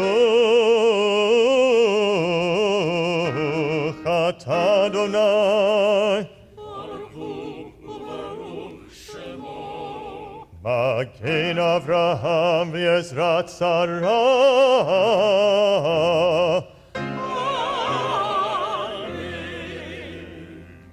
Atah Gibor le'olam Adonai, Mechaye HaKol atah Rav le'Hoshia, Morid hatal.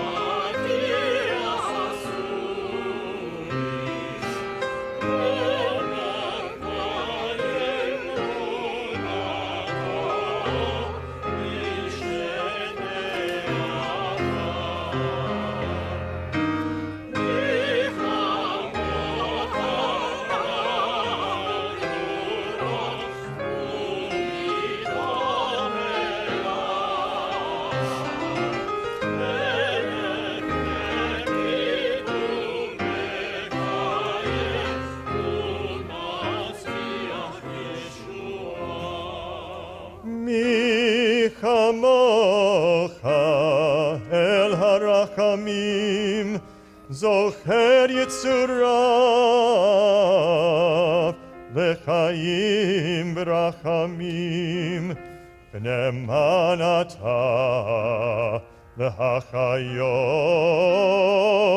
hakol Baruch atah Adonai Mechaye hakol.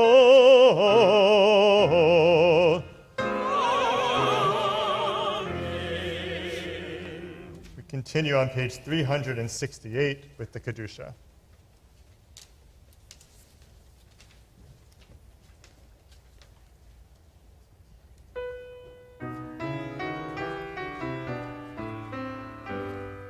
Nekadesh,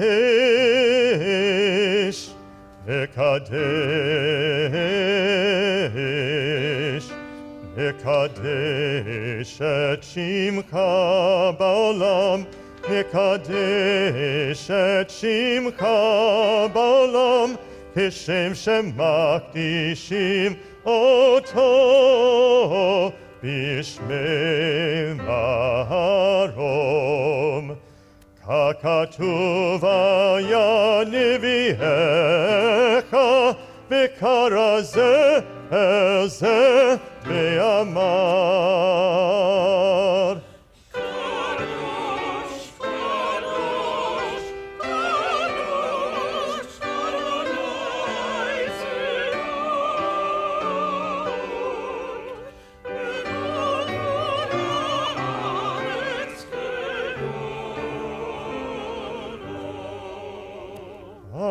Adir, adirenu,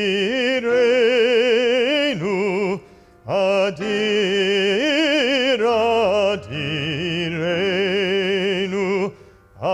Adonai, Adonai, Adonenu, Madir, Madir, Shimcha, Bechol haaretz.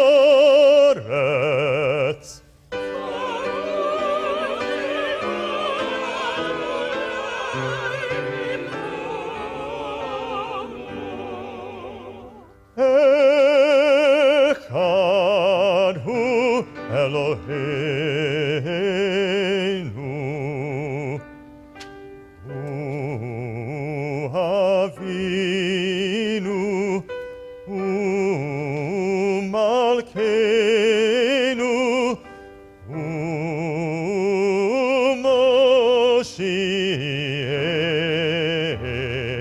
Moshienu, vehu Yashmienu, vehu Yashmienu, berachamav le'enei kol chai. Ani Adonai Elohechem.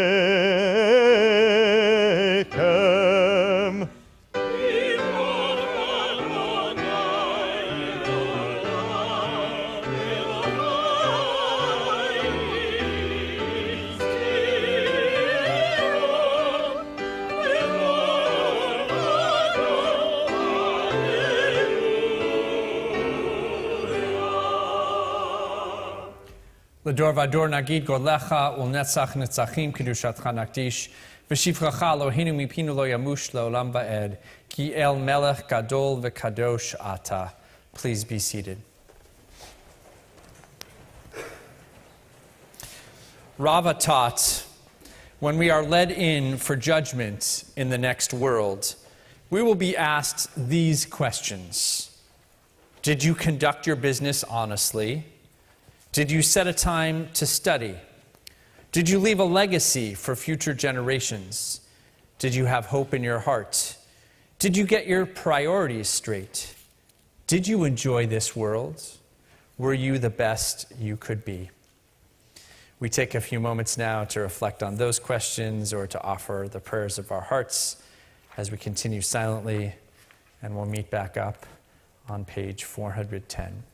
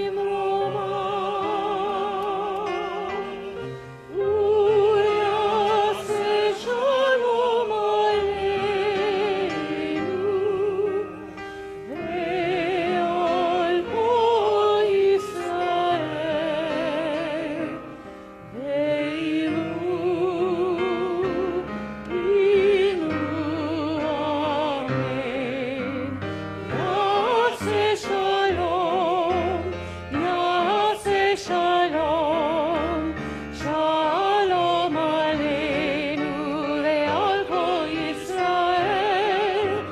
Yaseh shalom, yaseh shalom, shalom aleinu ve'al kol Yisrael.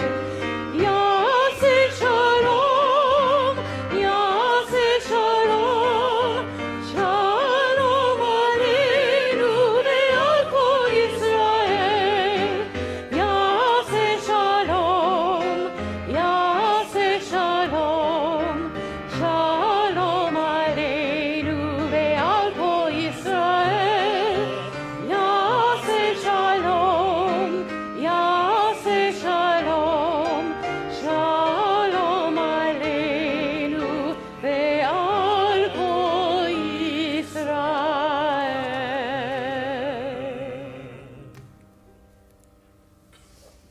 Every year during the Ele Eskra portion of our afternoon service, we tell the stories of Jews from the past who gave their lives while struggling to right wrongs, make peace, and save others from humiliation, harm, or death.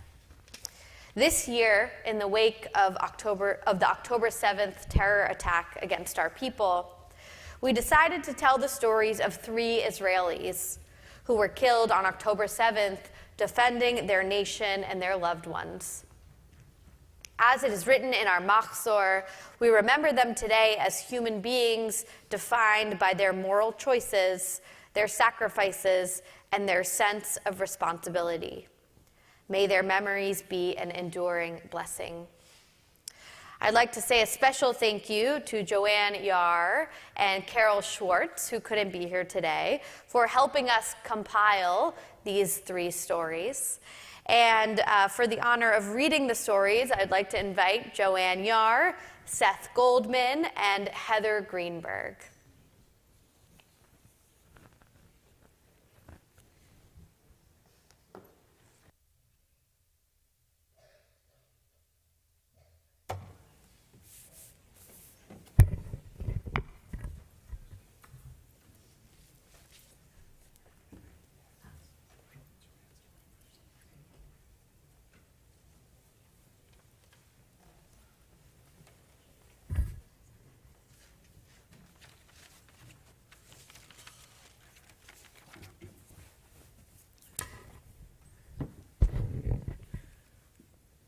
Social change always appears slowly over time, like bulbs that have to mature in the soil before the plant can grow upward and start blooming. These are the words of my friend, Vivian Silver. I met Winnipeg-born Vivian Silver in 1972 when we worked for adjoining independent Jewish student organizations in New York. In 1974, she made Aliyah to Kibbutz Gezer, and in 1990, she and her family moved to Kibbutz Be'eri, 3 minutes from the Gaza border.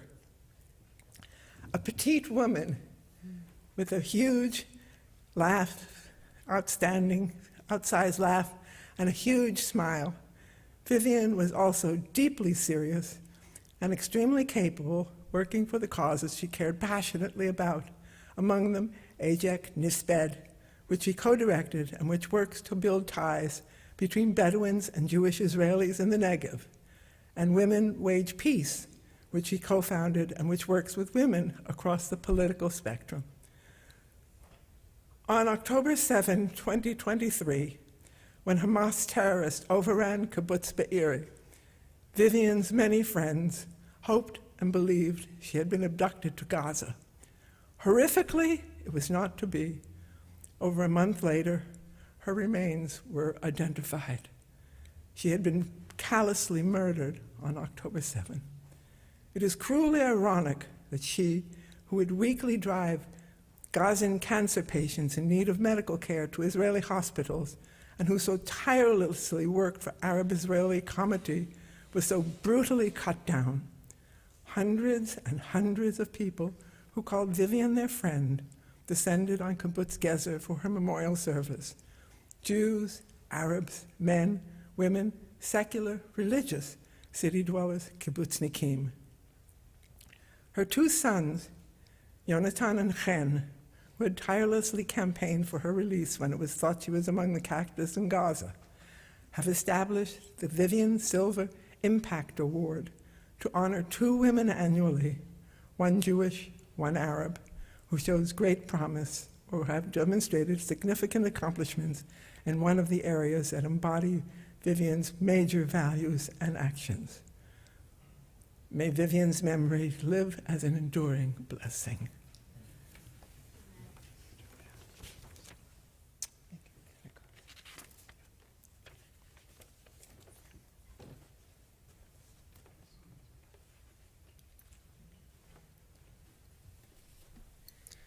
Yaniv Sarudi, 26, of Ashdod, was working at the Supernova Festival with friends when Hamas terrorists attacked on October 7th.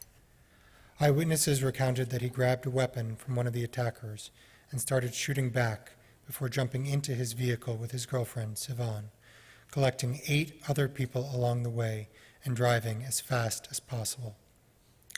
Yaniv tried to drive to a nearby IDF base before realizing it had been taken over by Hamas. He kept driving until he reached safety, even after he was shot twice by terrorists. Yaniv ultimately died of his wounds, but the 9 people he collected survived, including his girlfriend. His mother, Leah, eulogized him at his funeral in Ashdod. "Our hero, you exhibited bravery against terrorists who showed up in masses. You fought, and instead of fleeing to save yourself, you collected your beloved Sivan and another 8 people, and you flew. You got them to a safe place, and you paid the ultimate price. May Yaniv's memory live as an enduring blessing."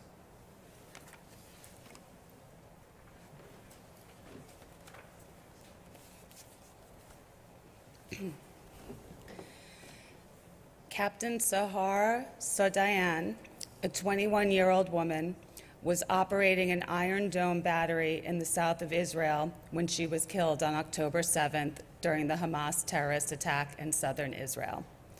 Sahar is survived by her parents Helen and David, a sister Stav, and 3 brothers, Dor, Devir, and Dolev. She oversaw the shift that morning.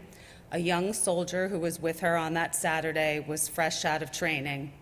He recounted that they all had a fun and successful team-building weekend with an enjoyable dinner that Sahar organized for everyone on Thursday night.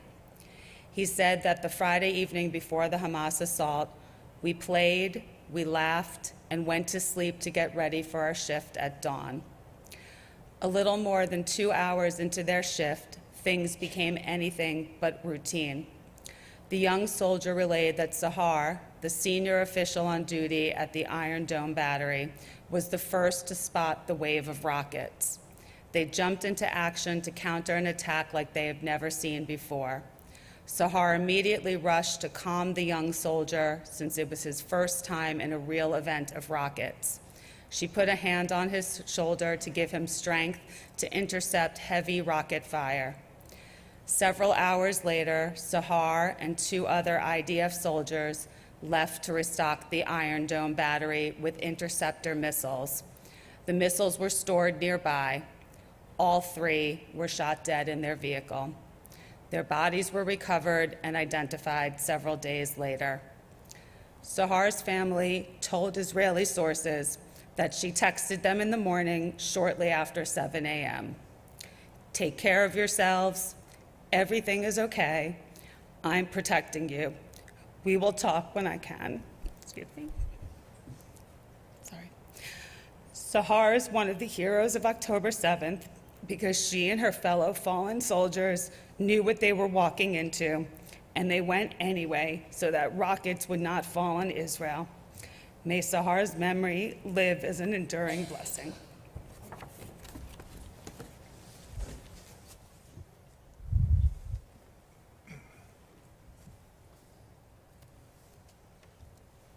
In their memory and in memory of all those who were killed on October 7th and since then, I'd like to share this piece, Takzor, by Idan Reichel, Takzor was written and released just weeks after October 7th. It's become an anthem in Israel. It is addressed to an unnamed hostage, begging him to come home safely. Idan Reichel wrote, "We are a bereaved country that will rise and flourish through the power of longing, through the hope that they will return, out of pain and honor for those who will never return. They will live in our hearts forever. We will continue to be a tower of light for one another."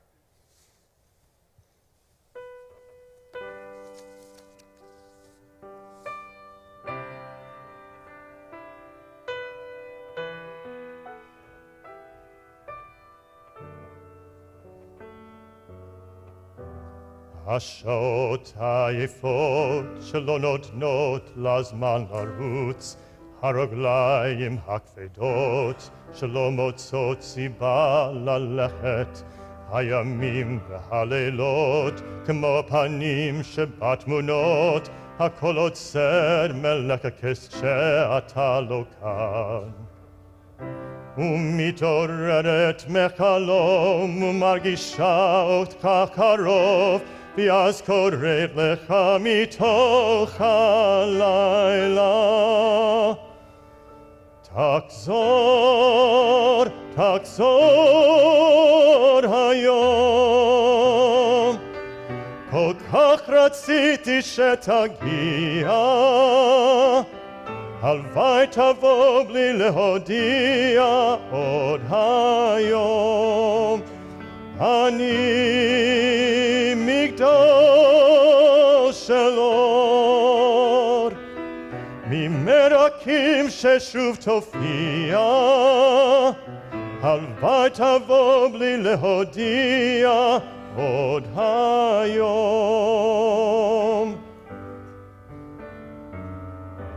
השעות העייפות שלא נותנות לזמן לרוץ, הרגליים הכבדות שלא מוצאות סיבה ללכת, הימים והלילות כמו פנים שבתמונות, הכל עוצר מלקק כשאתה לא כאן. ומתעוררת מחלום ומרגישה אותך קרוב, ואז קוראת לך מתוך הלילה. תחזור, תחזור היום. כל כך רציתי שתגיע, הלוואי תבוא בלי להודיע עוד היום. אני מגדל של אור, ממרקים ששוב תופיע, הלוואי תבוא בלי להודיע עוד היום.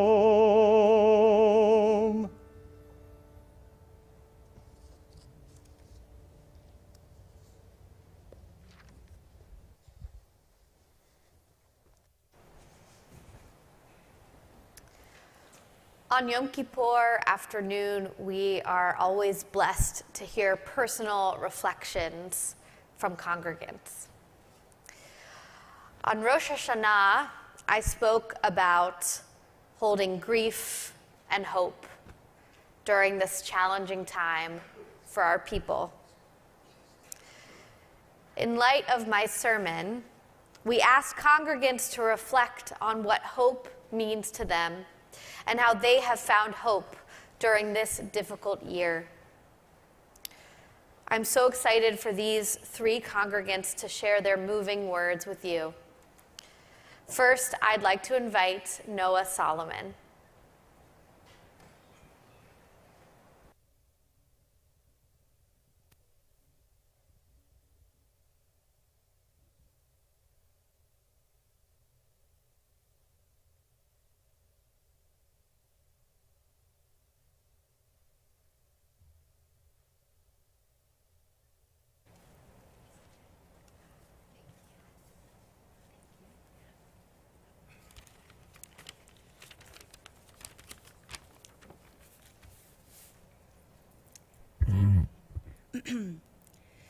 As we observe Yom Kippur, I find myself reflecting on the past year, what life was like prior to October 7th. On October 6th, 2023, while wandering through Washington Square Park during Sukkot, two men invited me to shake the lulav and etrog and join in prayer. As we began, a man in a Palestine shirt approached, hurling curses and ultimately spitting at us. This was one of the first times I had ever experienced anti-Semitism firsthand. For 22 years, I had lived in a Jewish bubble, attending Jewish summer camp, Sunday school, and even serving as a TA in high school, thanks to the Jewish guilt, encouragement of my dad. I had always felt comfortable in my Judaism, unaware of the privilege that this comfort brought. Little did I know that this strange encounter in Washington Square Park would be a bizarre foreshadowing of what was to come. The next day, I awoke to devastating news unfolding in Israel. Suddenly, this comfort blanket that had once surrounded my world was pulled back, revealing a harsh reality, that the world is rife with anti-Semitism. While this was a brutal awakening for me and hundreds of thousands just like me, it also surprisingly brought many uplifting moments. I've never witnessed the Jewish community unite in such a way, awakening and deepening our Judaism. I'm also incredibly moved by the support from my non-Jewish friends, who have proudly embraced the title of ally and stand by me and Israel during this difficult time. I have never been prouder to be Jewish. Phrases that the Jewish people have coined, such as stronger than hate and we will dance again, encapsulate our resilience, our pride, our hope. Hatikva, hope, remains our guiding principle. In January, I traveled to Israel, eager to soak up as much information as I could, so I could come home with endless knowledge to share. I found myself on a train one night, journeying from Jerusalem to Tel Aviv, and I sat beside a girl in her late teens. We struck up a conversation and touched on a myriad of topics during that 2-hour ride. She shared a lesson with me from her studies, and has stayed with me since. Hope has two sides. One side, for example, is saying, I hope the hostages come home, but not truly believing that it can. The other side is actively hoping for the return of the hostages, living each day with the conviction that they will come home. Hatikva. It's no mistake that our homeland's national anthem translates to hope. In this new year, I aspire to embody hope more fully, saying what I mean and truly believing in the possibility of change. I hope that you can join me in doing so. Gamar Hatima Tova.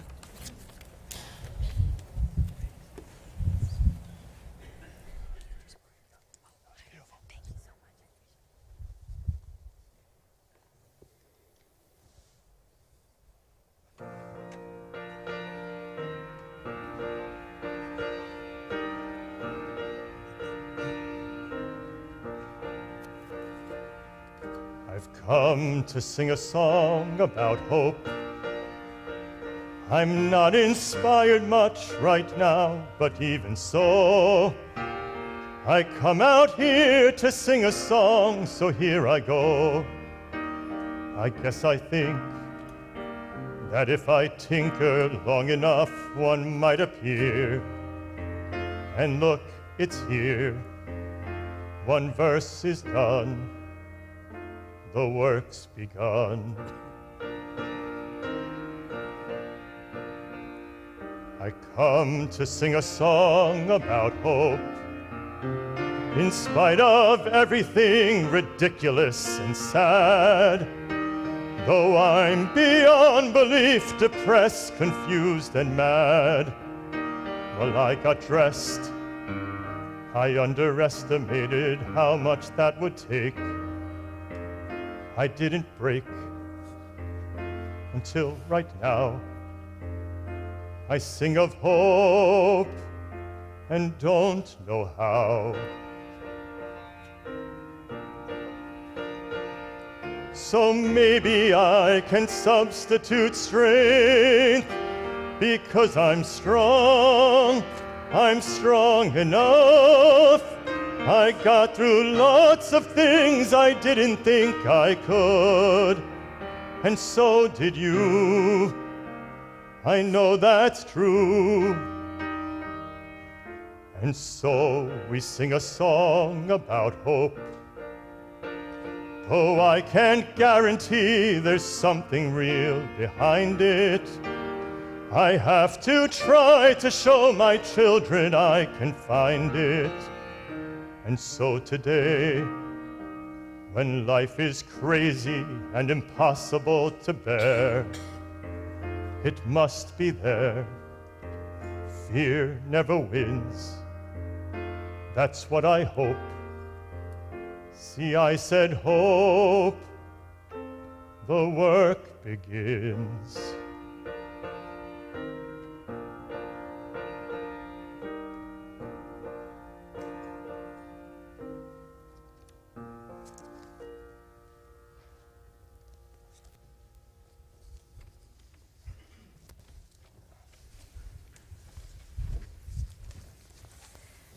We'll continue on page 416, repeating the words of our vidui, our confession. I invite you to please rise.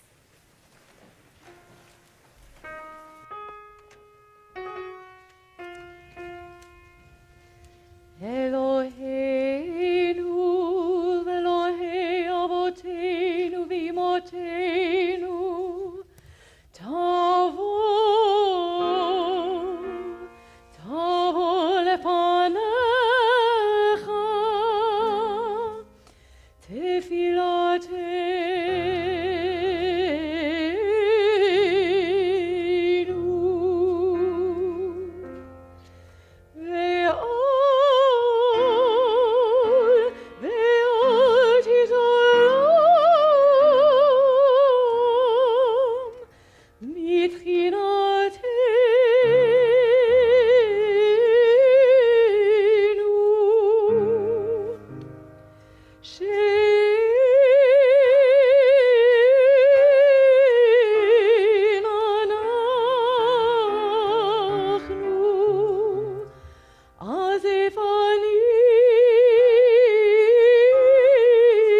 azifanim ukeshe'oref lomar lefanecha Adonai Eloheinu, Elohei Avoteinu V'Imotenu, tzadikim anachnu, ve'lo chatanu,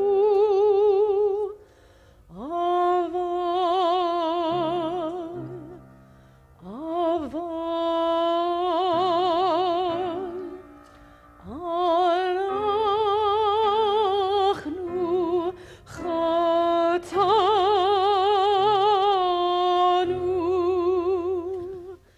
חטאנו, אבינו,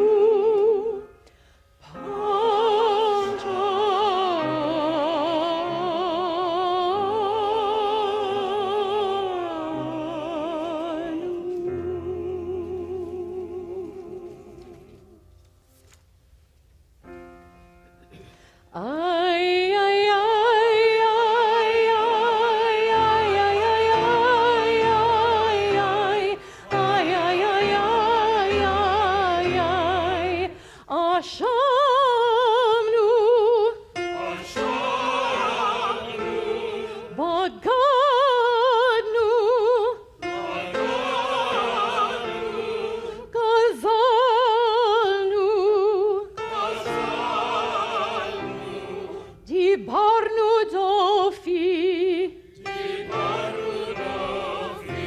איי איי איי איי איי איי איי איי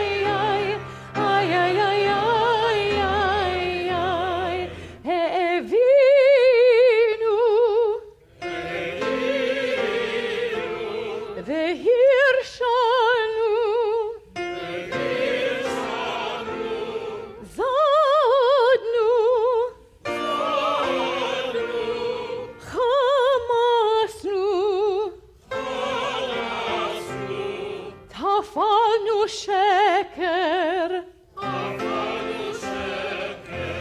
איי איי איי איי איי איי איי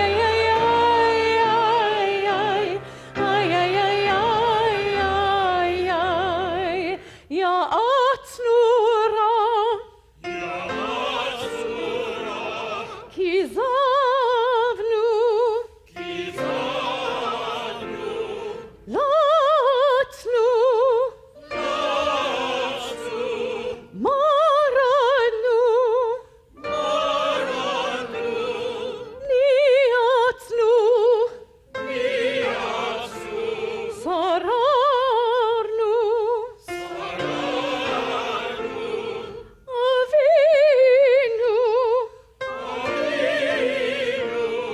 פשענו צררנו קישינו עורף איי איי איי איי איי איי איי איי איי איי איי רשענו שיחתנו תיעבנו טעינו תיתנו איי איי איי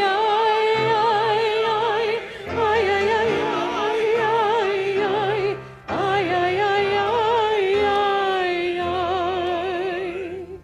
Please be seated. We continue on page 418 with Vidui Rabbah. על חית שחטאנו לפניך בזדון ובשגגה ועל חית שחטאנו לפניך בשבועת שם.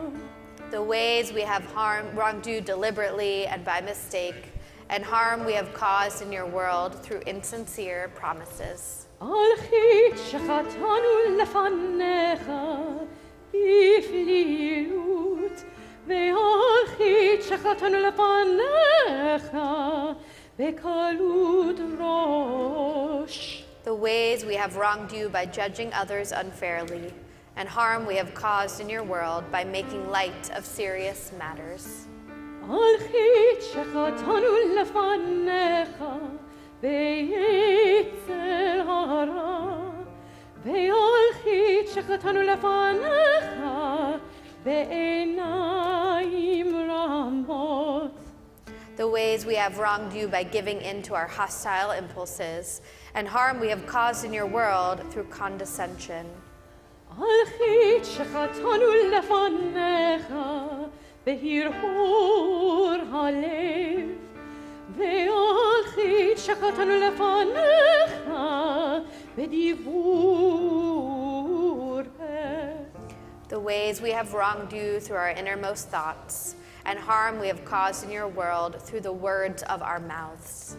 על חית שחטאנו לפניך בכחש ובכזב ועל חית שחטאנו לפניך בהונאת רע.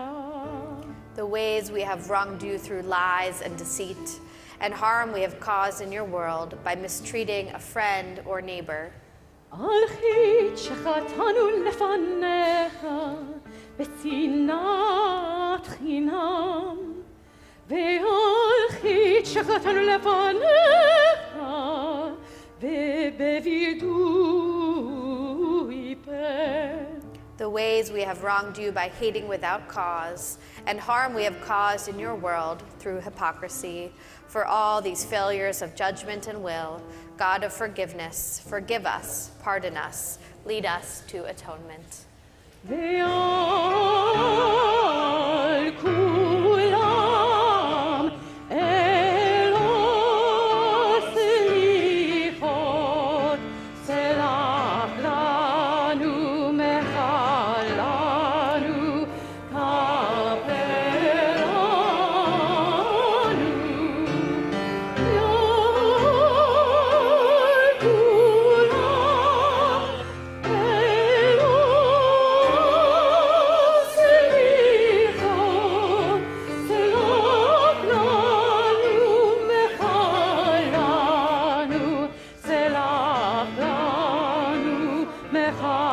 lanu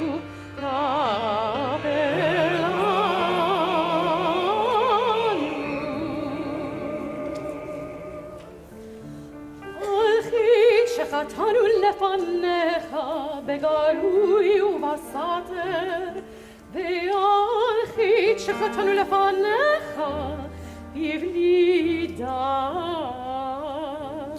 The ways we have wronged you openly and secretly, and harm we've caused in your world through our thoughtlessness. היחיד שחטאנו לפניך בחילול השם, והיחיד שחטאנו לפניך בטומאת שפתיים. The ways we have wronged you by profaning your name in public, and harm we've caused in your world through offensive speech. היחיד שחטאנו לפניך בחילות, והיחיד שחטאנו לפניך בזלזול הורים ומורים. The ways we have wronged you through gossip and rumor, and harm we've caused in your world through disrespect to parents and teachers. היחיד שחטאנו לפניך בצרות עין, והיחיד שחטאנו לפניך במשא ומתן. The ways we have wronged you through narrow-mindedness, and harm we've caused in your world through dishonesty in business. היחיד שחטאנו לפניך בגילוי עריות, והיחיד שחטאנו לפניך במאכל ובמשתה. The ways we have wronged you through sexual immorality, and harm we've caused in your world through consumption of food and drink. היחיד שחטאנו לפניך בתשומת יד, והיחיד שחטאנו לפניך בריצת רגליים להרע. The ways we have wronged you by betraying trust, and harm we've caused in your world through impulsive acts of malice. For all these failures of judgment and will, God of forgiveness, forgive us, pardon us, lead us to atonement.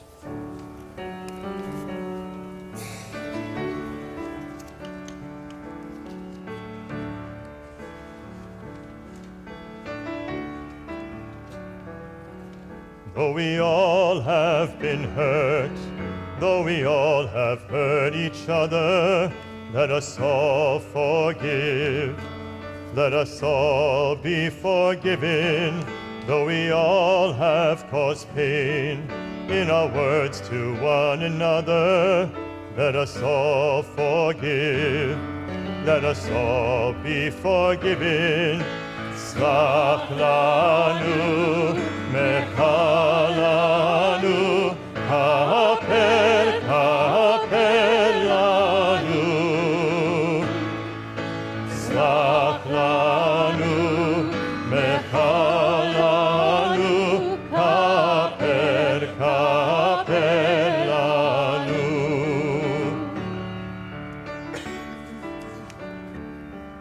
Though we all have regret for the words that we have spoken, let us all forgive. Let us all be forgiven. Let now be the time to repair what has been broken. Let us all forgive. Let us all be forgiven. Slach lanu mechalanu kaper kaper lanu.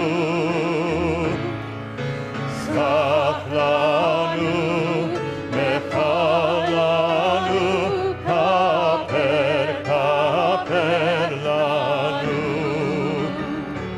For the gates are always open, for the gates are always open, for the gates are always open.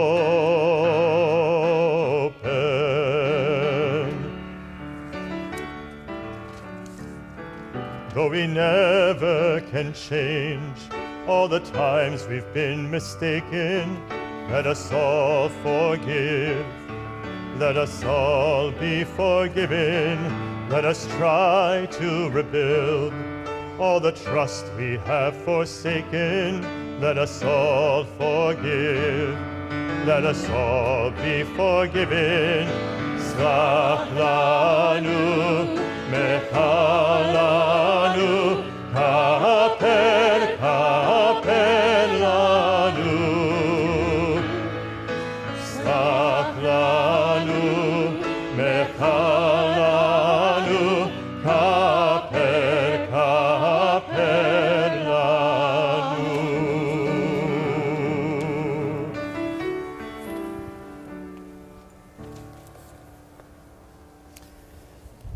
Pleased to invite Alana Wadnicki to come forward to share her story of hope.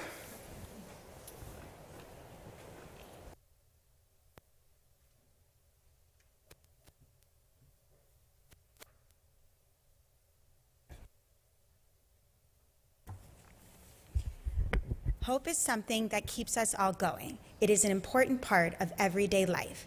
Hope is something that I have each and every day. Since before I can remember, on a daily basis, I wake up and hope that my children, family, and friends are healthy and happy. I hope that there is good in the world so that we can all live life to our fullest. However, throughout this past year, life has shown tremendous challenges, and I realize that my hopes are evolving.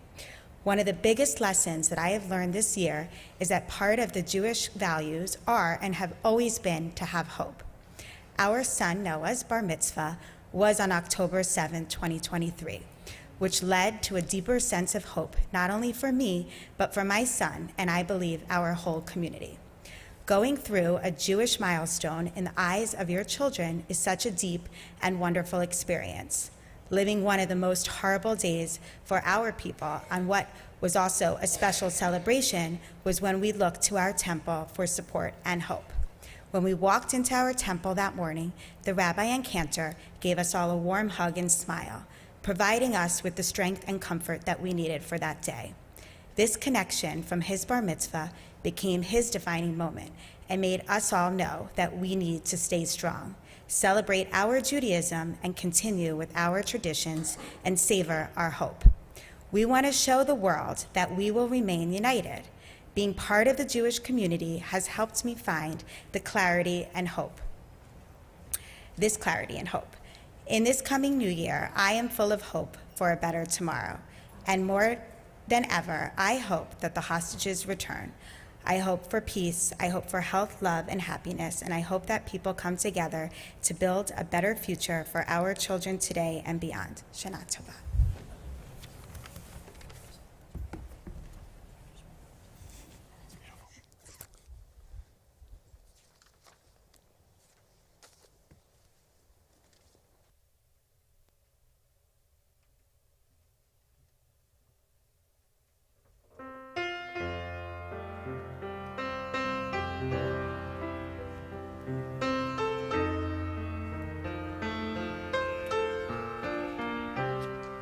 There is hope, there is healing, there is peace, there is blessing, there is hope, there is healing, there is peace, there is blessing.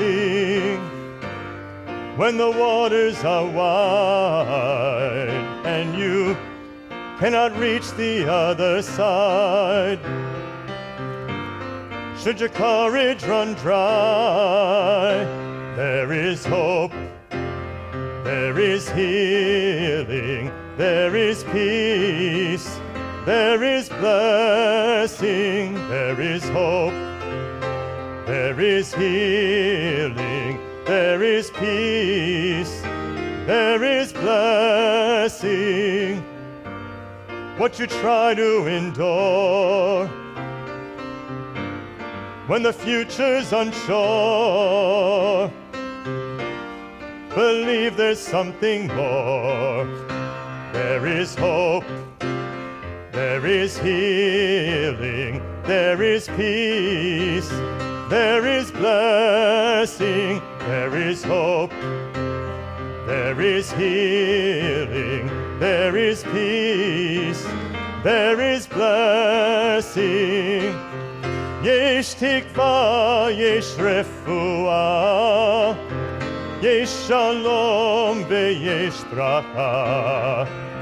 Yesh tikva, yesh refuah, yesh shalom veyesh bracha. There is hope, there is healing, there is peace, there is blessing, there is hope. There is healing, there is peace, there is blessing, there is hope.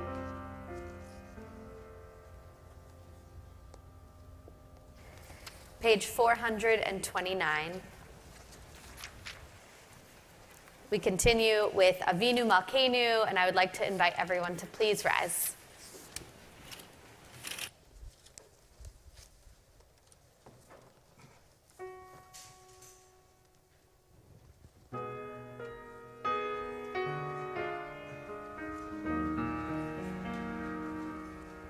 Avinu Malkeinu, Chonenu va'anenu, ki en banu masim.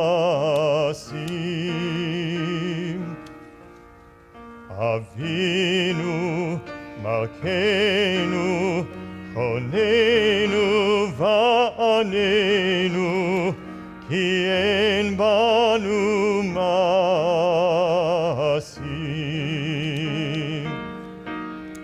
Aseh imanu tzedakah v'chesed v'hoshienu.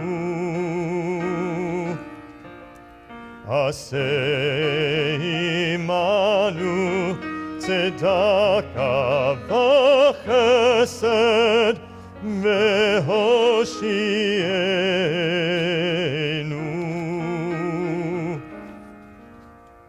Avinu Malkeinu, Chonenu va'anenu, ki en banu masim.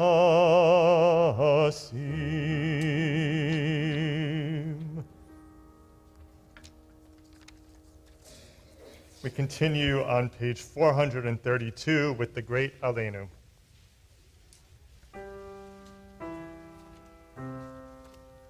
Aleinu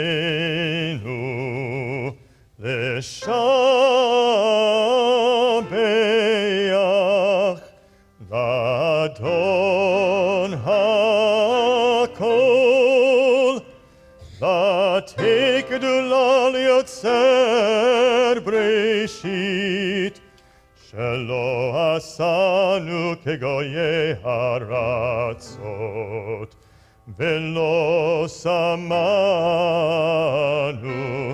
kemishpechot hadama, shelo sam chelkeinu kahem, v'goralenu kechol hamonam, v'anachnu horim umishtachavim umodim.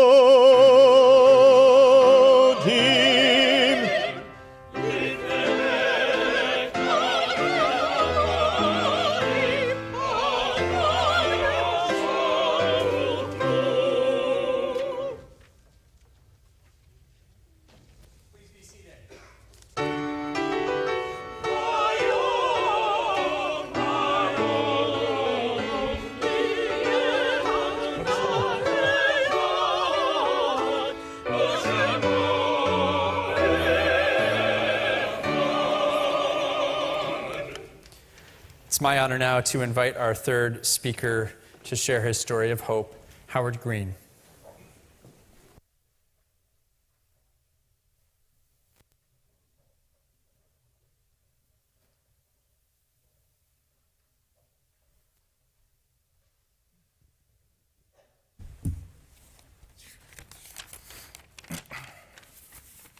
Thank you to Rabbi Mosbacher and Rabbi Rubin for asking me to share a reflection on hope with the congregation. It is a great honor. Just a small thing that I have to, a little digression though. Different from last year, this year, there's actually meaningful baseball to be played. And most of us in the congregation, sorry, Rabbi, have teams that we're rooting for. So my mind is going to baseball a little bit this high holidays. And earlier today, sitting up there after Rabbi Mosbacher's sermon, I had one of those thoughts. It was like, he just hit it out of the park. And I was like, I feel like we should all rise in unison. And then I remembered we're in the sanctuary, so it went past, but then... Standing O is always yeah. welcome. And then the thing is, like, Cantor Kipnis then sang that song about we rise together. So I'm like, in a weird way, that was it. So it's like, but the reason why I bring that up is the rabbis and the cantors, they just have an uncanny, weird way of just knowing exactly what's going through your mind, at least my mind sometimes. So that's like, so I wanted to share that. But anyway, last year was particularly challenging for me personally. Israel holds a very special place in my heart. It's home to many immediate and extended family members. And at times after October 7th, I didn't feel tethered to reality. The messages from our WhatsApp chats relayed raw, emotional, real-time updates from Israel. And finding pockets of positivity here was difficult, which is why I was extremely thankful that we were able to celebrate a joyous occasion. Amidst all that grief, my daughter stood up here on this bima late December, culminating her bat mitzvah journey. And as I have learned over the past year, unfortunately, we don't always get to choose the pathways filled with joy. On June 17th, my beautiful mom, whose memory will always be forever a blessing, of 88 years, passed away. I didn't just lose a special person, but the ultimate purveyor of hope. She was the person I could always turn to for a dose of positivity, which brings me to Rabbi Rubin's incredible sermon on Rosh Hashanah. It was truly like chicken soup for the heart, for all of us, but perhaps especially for those of us struggling with how to reconcile our grief. I will never hear the shofar quite the same way again. And I'm not sure if this is kosher, but I might ask my son to deliver a tikiyah gedolah on his shofar for me whenever I need to feel hopeful. As Rabbi Rubin mentioned, post-October 7th, Jews from all different backgrounds rallied in one common pursuit to free the hostages, and it was inspiring. I am hopeful that the Jewish people can be a model for the rest of the world, showing that even with our inherent differences, Jews from the secular to the ultra-religious, and all of us in between can embrace our commonalities while wholly accepting one another's differences. It is my hope that the year 5785 brings peace to the world. Through Judaism's precepts of mitzvot and tikkun olam, I remain optimistic in this outcome. Ken yehi ratzon. One of the ways I intend to be more actionable, sorry about that, this year is by participating in Torah study here at Sherei. I hope this is one way to honor my mother's memory as she faithfully attended the Lunch and Learn Torah study sessions at her synagogue. I also know Liz has told me many times, this is really good for you, you should do it. So anyway, thank you, Shana Tova, Shabbat Shalom, and Gemar Chatima Tova.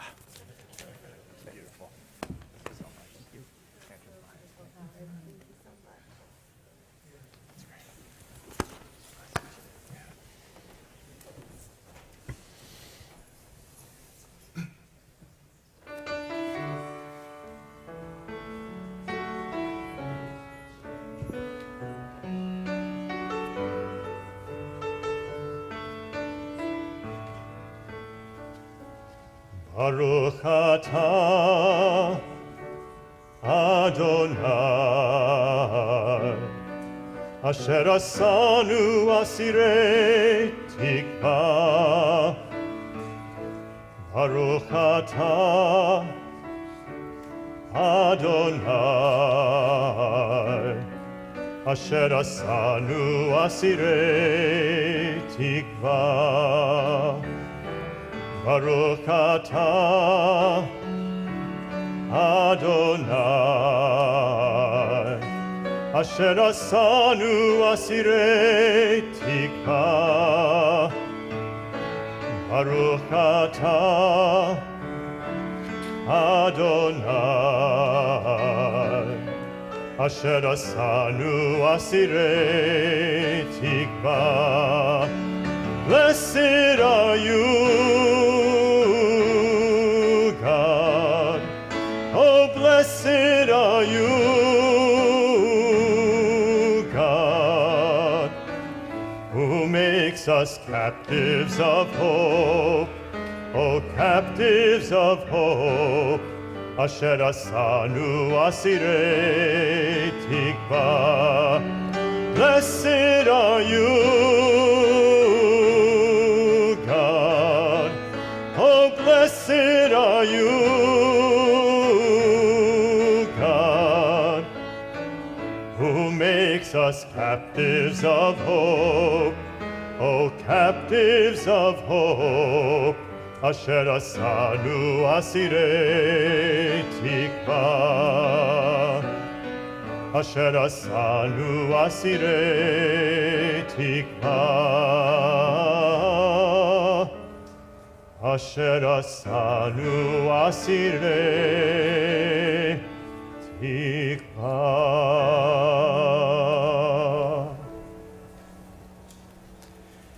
In a moment, we're going to transition to Neilah, but I want to thank our cantor for all of his gifts, for all of your music, and for Emily as well, and for all of our musicians, and for Allison and her fearless leadership. And I want to particularly thank Cantor for all the things.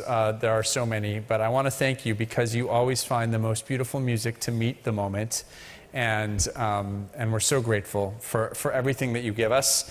And this has been, for me, one of the most beautiful Yom Kippur afternoon services that we've had in my time here. And it's in large part because of the music that you picked. So thank you very much. Oh, it's easy for me when I have beautiful sermons to work off of, and beautiful stories that people share. So it's a mutual admiration society. We'll begin Neilah in just about 2 minutes.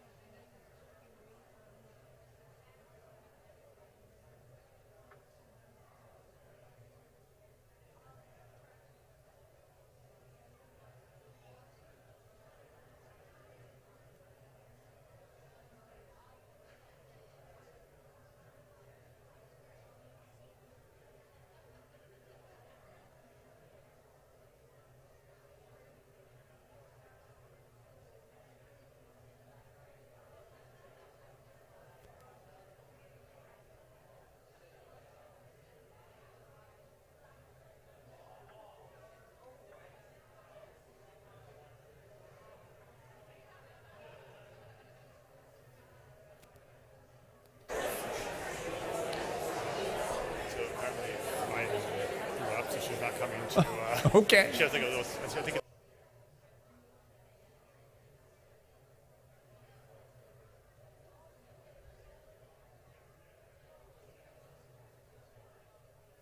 Good evening, ladies and gentlemen. We've made it this far.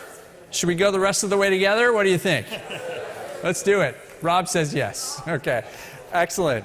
We've reached Neilah, and as has become the custom in our congregation, which makes me so happy, we want to invite people to have the opportunity over the course of Neilah to come up these steps and to stand in front of the ark. You can do that on your own. You can bring your family or a friend if you want, and take a moment in front of the ark for reflection, to show appreciation, to say quietly what you need to say, and then you'll carefully make your way back down these stairs. Cantor, I don't know.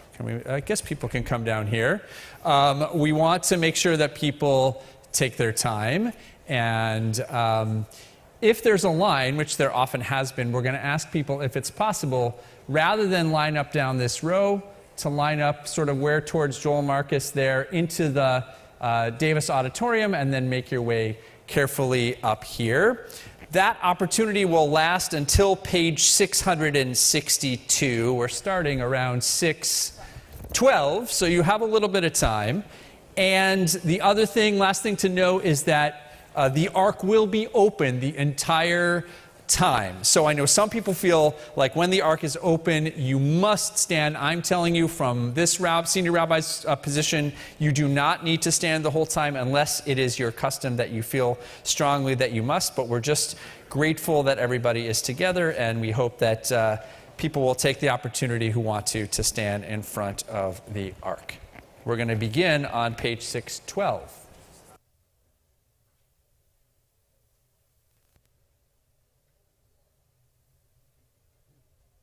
Page 612. Feel free to read with me in the English.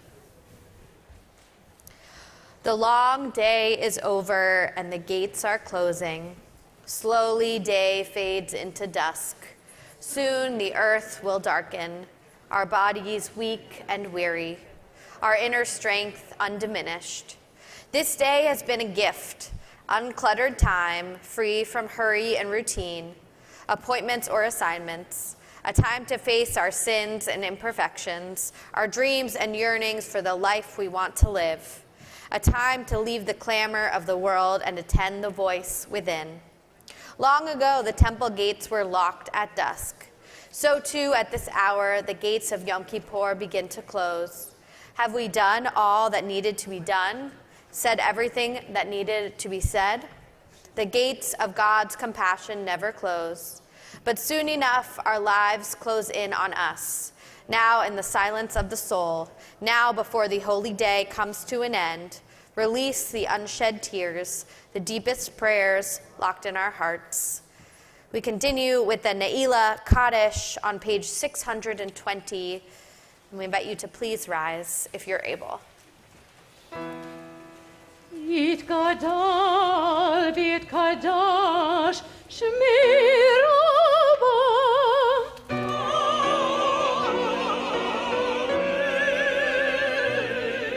Be'olema diverach Yerute ve'amlich malchute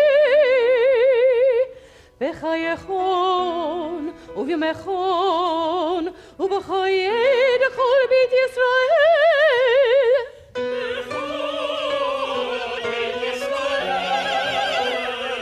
בעגלה ובזמן קריב ואמרו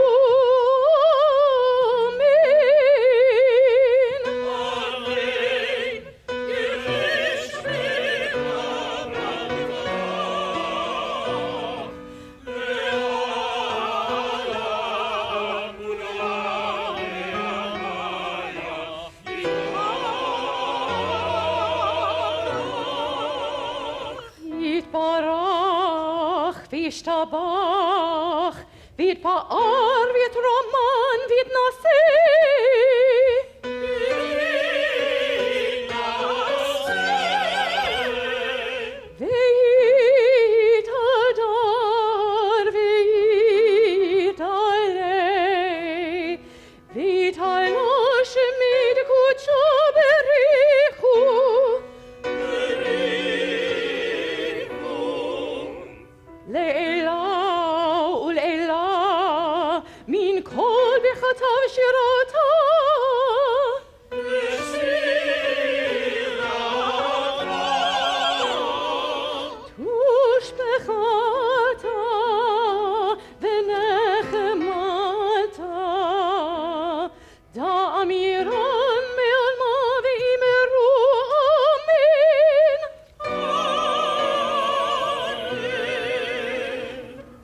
Page 621, yearning.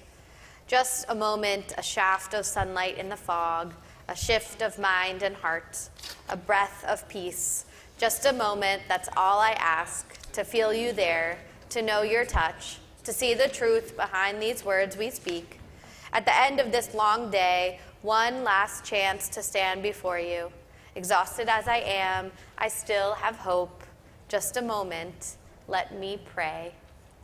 We continue on the next page, 622, and we remain standing for the Amidah.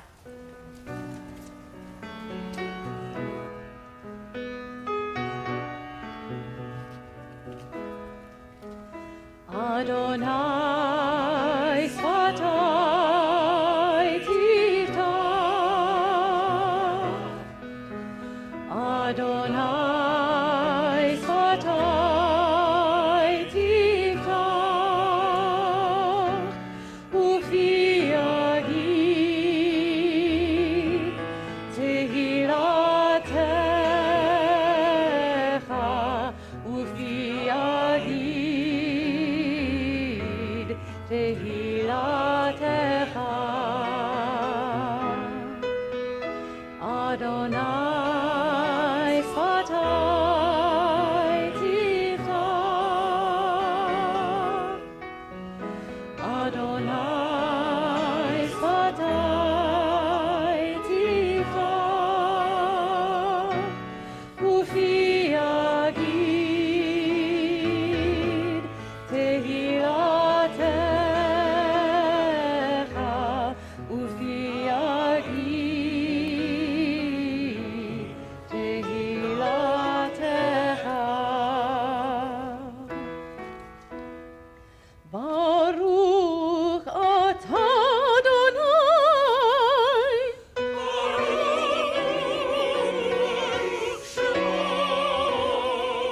Eloheinu ve'Elohei avoteinu ve'imotenu, Elohei Abraham, Elohei Yitzchak, ve'Elohei Yaakov.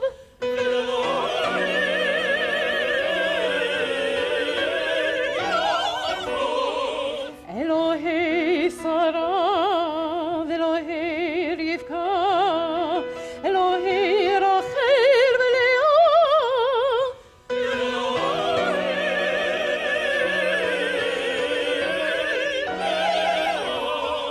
Ha'el Hagadol, Hagibor ve'Hanora,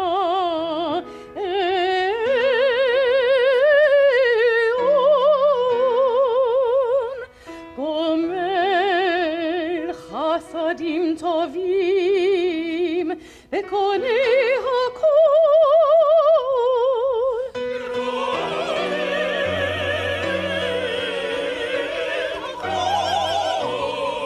Ve'zocher chasdei avot v'imahot u'mevei geolah, mibnei bneihem leman shemo.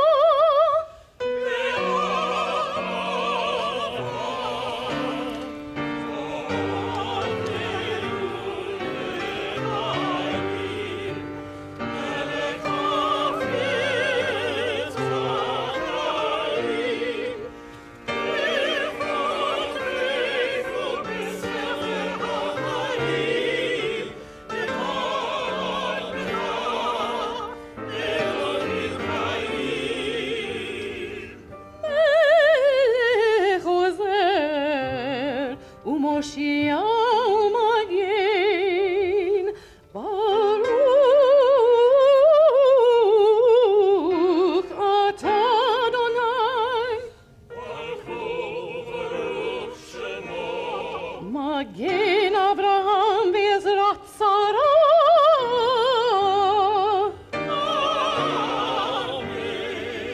Atah Gibor le'olam Adonai, Mechayei hakol atah Rav lehoshia, Morid hatah.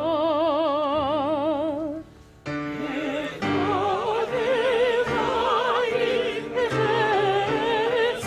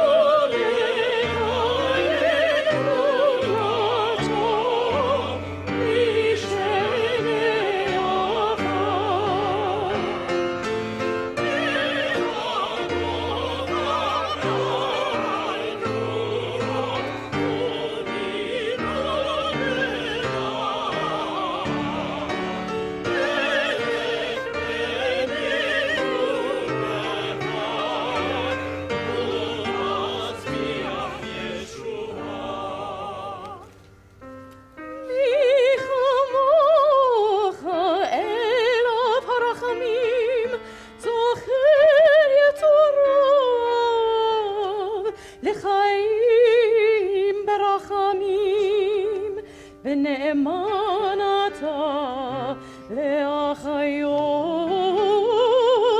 הכל. ברוך אתה אדוני, מחיי הכל.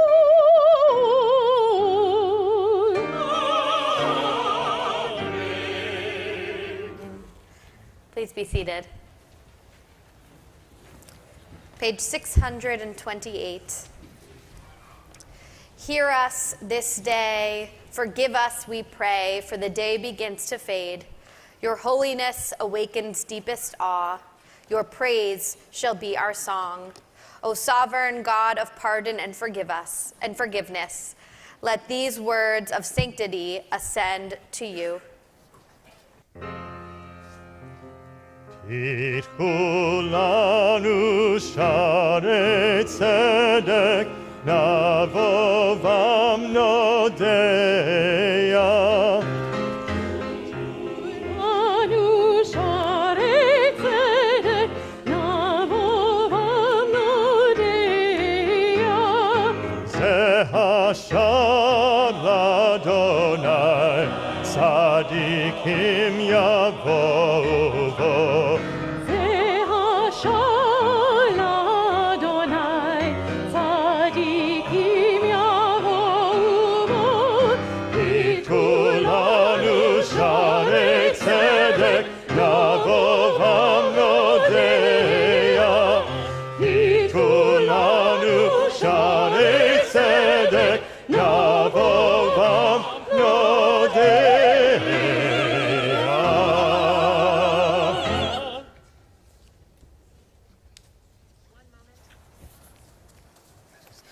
We read together at the bottom of page 628. Open the gates of righteousness for us. Open the gates that we may enter and praise the Eternal. Open the gates for us, for all Israel, and for people everywhere. The gates of acceptance and atonement, beauty and creativity. The gates of dignity, empathy, and faith. The gates of generosity and hope, insight and joy. The gates of knowledge and love, meaning and nobility. The gates of openness, patience, and the quest for peace. The gates of renewal, song, and tranquility.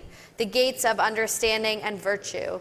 The gates of wisdom and wonder, exaltation, youth, and old age. The gates of Zion, reborn and rebuilt in our time. Open the gates, open them wide. Show us the way to enter. We'll continue with Keep Open the Gates. You can find the words on the screen.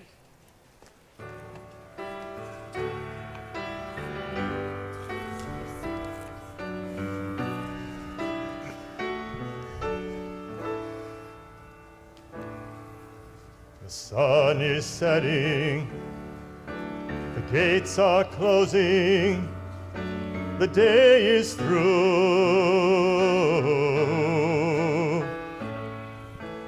Sun is setting, the gates are closing, we're here with you.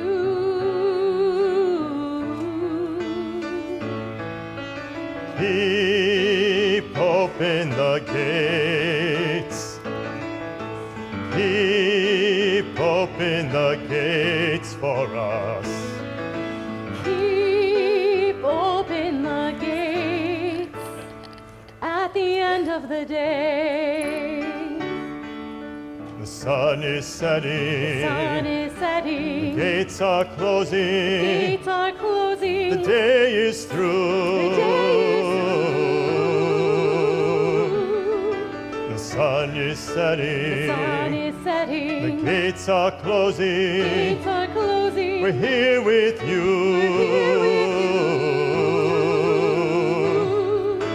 Keep open the gates. Keep open the gates for us. Keep open the gates. At the end of the day, tak lanu shad, beit Neilah shad.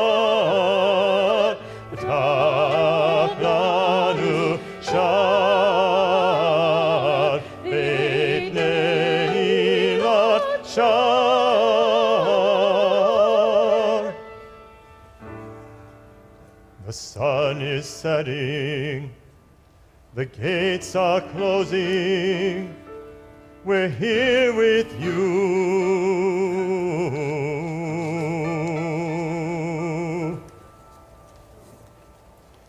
Page 642. God Most High, your promise is forever. Even when prayer is a struggle and you seem far away, the doors are wide open for the repentant. Like the stoutness of oak trees, so is our stubbornness. Like thorns and thistles, so is our malice. And yet you say, return, rebellious children, seek my face with tears and supplication. God Most High, your promise is forever. Impoverished, we knock on your door, seeking kindness, lamenting our lot. Remember us, recall us for a full life. May your ancient love come to us quickly. And you say, come to me with thanksgiving and songs. God Most High, your promise is forever. All right, the rabbi's favorite part of the service. Always I need to give a hat tip to John Krause, who shared this story with me. The practice of having the rabbis sing El Norah Alilah began with Rabbi William Rosenau at the Madison Avenue Temple in Baltimore. That means the practice goes back to at least the 1940s. His student, Rabbi Bamberger, took it with him throughout his rabbinate, first to Lafayette, Indiana, then to Albany, New York, and God help us finally to Sharei Tefillah. We're on page 614, Rabbi. Oh, okay. I think we're down here. You seem so excited. Careful.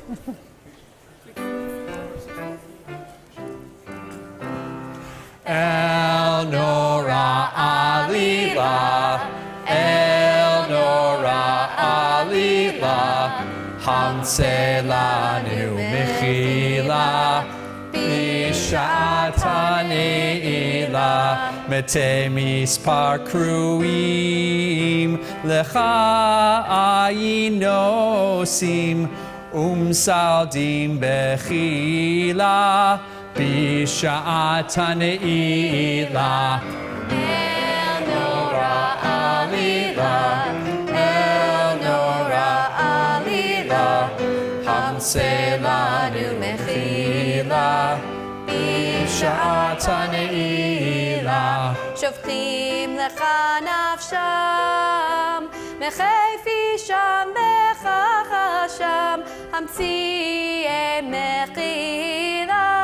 Bishata Neilah, El Norah Alilah, El Norah Alilah, Hamse lanu mechila, Bishata Neilah, Heye lahem sitra, Vehalte meira, Vechotmim lahodu gilah, Bishata Neilah, El Norah Alilah, El Norah Alilah, Hamse lanu mechila, Bishata Neilah. Chonotam berachem, bechol achetz velochem, aseh bahem velila. Bishata Neilah, El Norah Alilah, El Norah Alilah, Hamse lanu mechila, Bishata Neilah. Zechor tzidkat avihem, Vechadesh et yemehem, Kekedem utechila. Bishata Neilah, El Norah Alilah, El Norah Alilah, Hamse lanu mechila, Bishata Neilah. Kranash natratzon, vaheshev se'ar hatzon, le'ohol leviha ve'ohola.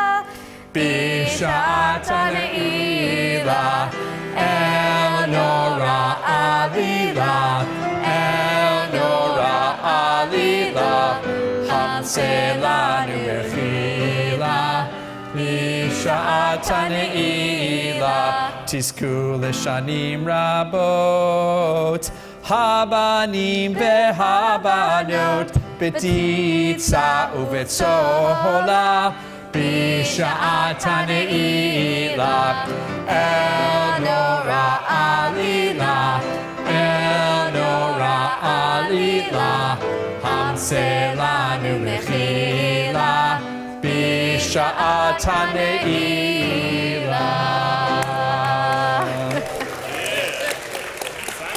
There's a midrash that says Yom HaKippurim is really actually a day like Purim, Yom Kippurim, and so this is our Purim spiel that we just did.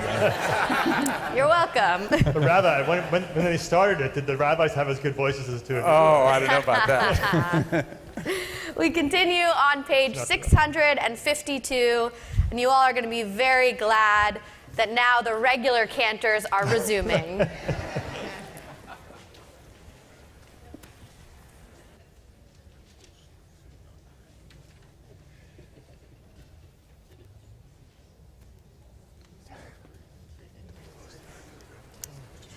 We read together in the middle. We are insolent, but you are compassionate and gracious. We are stubborn and stiff-necked, but you are slow to anger. We persist in doing wrong, but you are the essence of mercy. Our days are a shadow passing by, but you are existence itself, your years never ending. Please rise.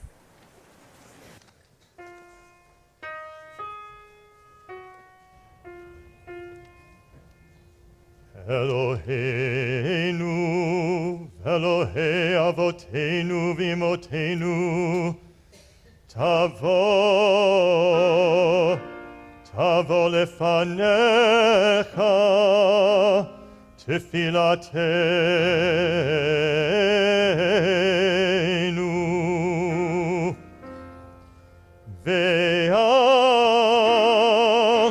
v'atitalam, midkinatenu, she'en anachnu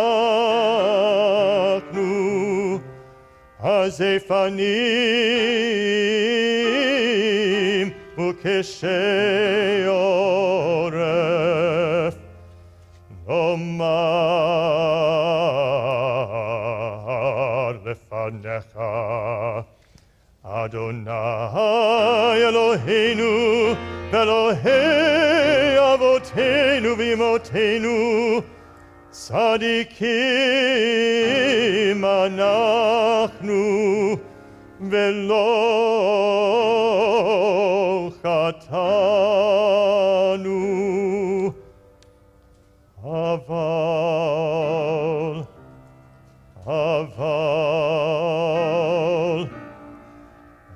anachnu chatanu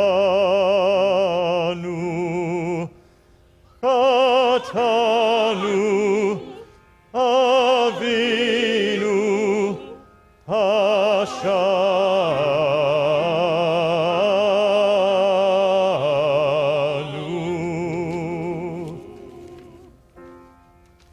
Ay, ay, ay, ay, ay, ay, ay,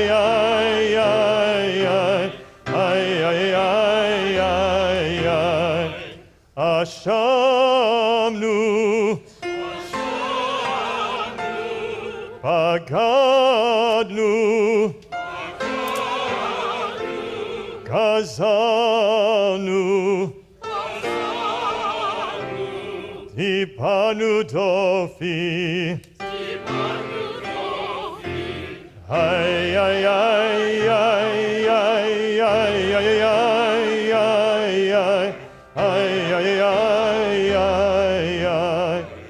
Evinu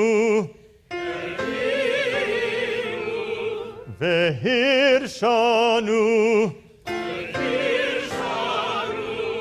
Zadnu Hamasnu, Tafanu Sheker, Ay, ay, ay, ay, ay, ay, ay, ay, ay, ay, ay, ay, ay, Yahatsnura, Izavnu,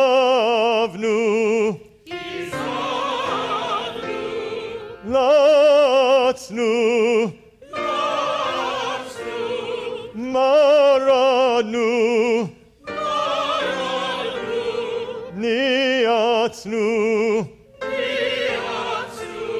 Saranu, Avinu, Hashanu, Saranu,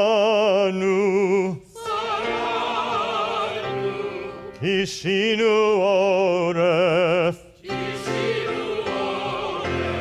ay, ay, ay, ay, ay, ay, ay, ay, ay, ay, Rashanu, Shichatnu, Tiavnu,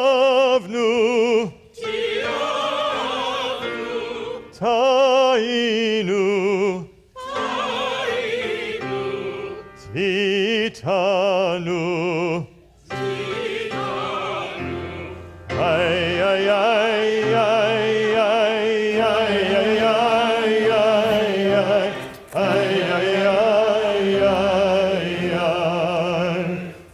Please be seated. We spend this day beating our chest and saying all the things that we have done wrong in hopes that we can be better. There are in our Machzorim also kind of alternative Ashamnus where we say some things that we did well so that we can say some nice things about ourselves. And we were going to offer something that was here, but yesterday Israeli rabbinical student Yael Schweid sent me this alternate Ashamnu that she wrote for her congregation in Israel this week.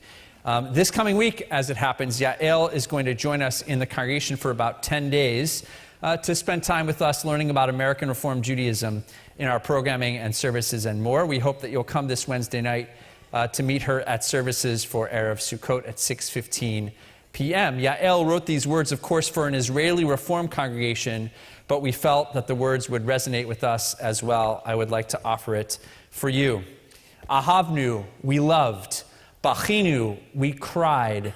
Gilinu, we discovered new strengths in ourselves. Darashnu, we called out to them again and again. Himshachnu, we continue to conduct our lives, to work, to run our homes, to take care of children and elders. Vitarnu, we sometimes gave up in so many senses. Zacharnu, we remember those who died, the mourners, the wounded, and always the hostages. Hamachalnu, we had compassion. Tilfanu, we called each other with concern. Yashavnu, we sat together. Ka'avnu, we hurt so much. Lamadnu, we learned to also lean on others. Machalnu, we forgave each other for small harms, perhaps not enough. Nashamnu, we breathed. We could hardly breathe sometimes, but we breathed. Salachnu, we forgave ourselves for moments and days of brokenness and exhaustion. Amadnu, we stood in the squares and intersections. Patachnu, we opened volunteer centers, our hearts and our pockets for whatever was needed. Sipinu, we looked forward to good news. Karanu, we called out from the depths with fury, with desperation, with pleading, and from within our doubts. Rakadnu, we danced at happy occasions despite it all. Shataktnu, we were silent sometimes. Saradnu, we survived. Tahinu, Tamanu, Tamahu, we wondered, we questioned, we supported one another, and yet we will rebuild, recover, and repair.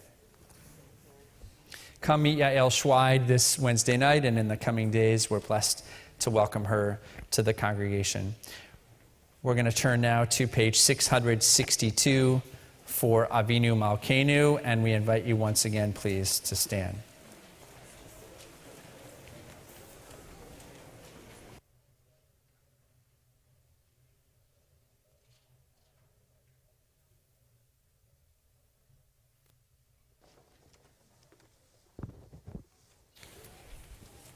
Page 662, please notice the different text.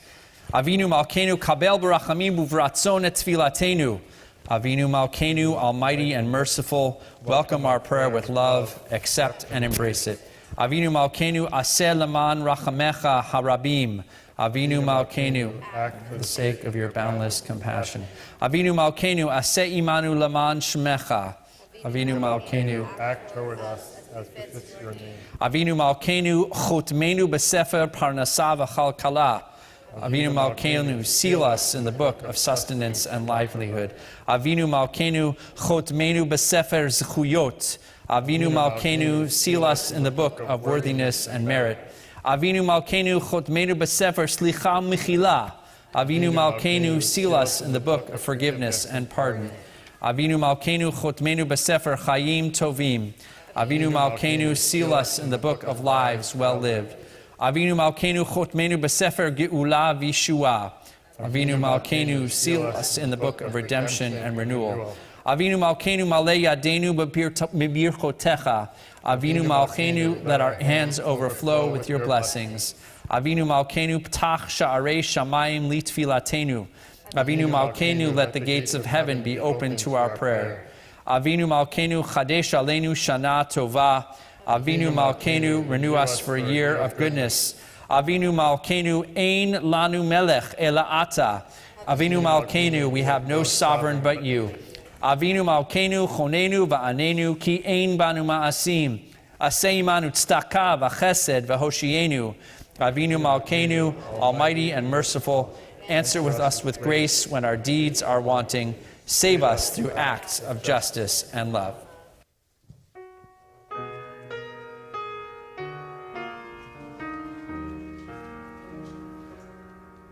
Avinu Malkeinu chonenu va'anenu ki ein banu ma'asim.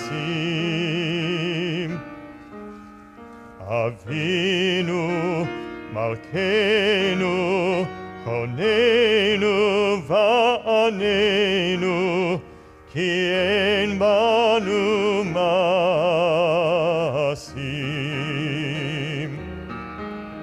Aseh imanu tzedakah v'chesed v'hoshienu. Aseh imanu tzedakah v'chesed v'hoshienu.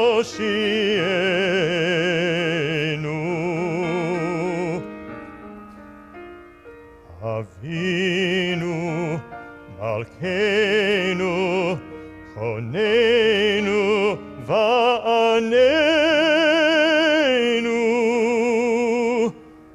ki ein banu ma'asim.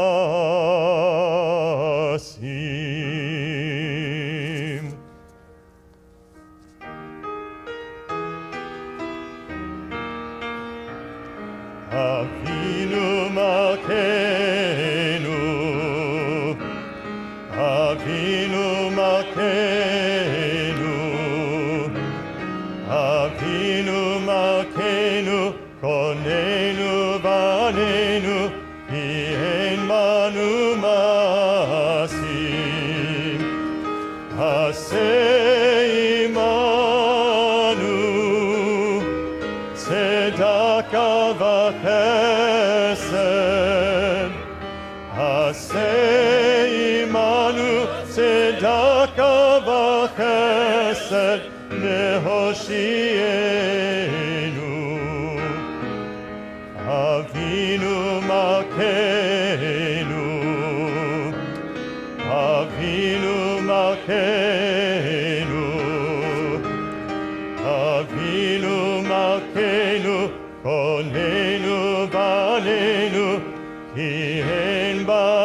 umasim.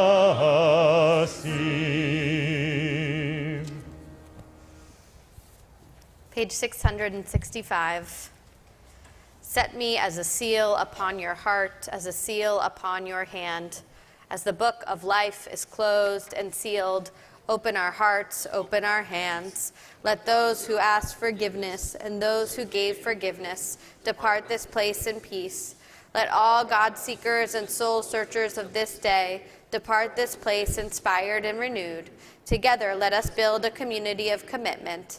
Let all of us be sealed this day. Gamar Chatima Tova, sealed for goodness and sealed for life.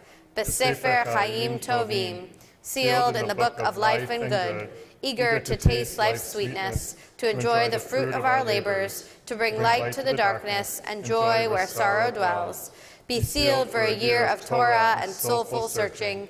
Be sealed for a year of kindness, good deeds, and love. As the book of life is closed and sealed, open our hands, open our hearts.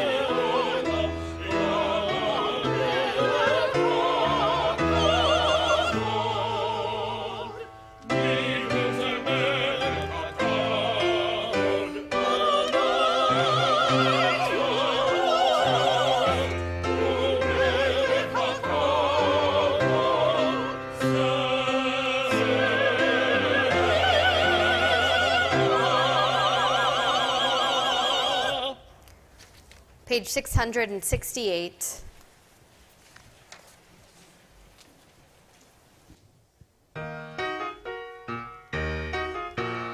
Yitkada v'yitkada shemei Rabba. Yalma divra kerute v'yamlich malchute. V'kayekonu v'yom echon. Uv'kayede kol beit Yisrael. V'gala uv'izman kariv. V'himeru. Shemei Rabba mevarach me'olam u'lamei amaya yitparach yitparach יתברך וישתבח ויתפאר ויתרומם ויתנשא ויתהדר ויתעלה ויתהלל שמי קודשה לעילא ולעילא מכל ברכתה ושירתה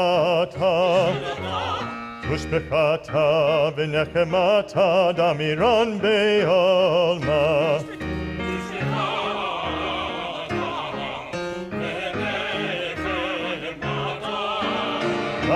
דמירן בעלמה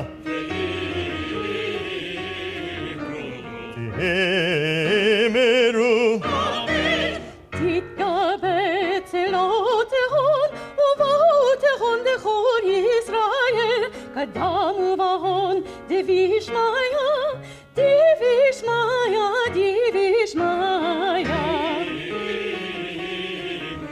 ואימרו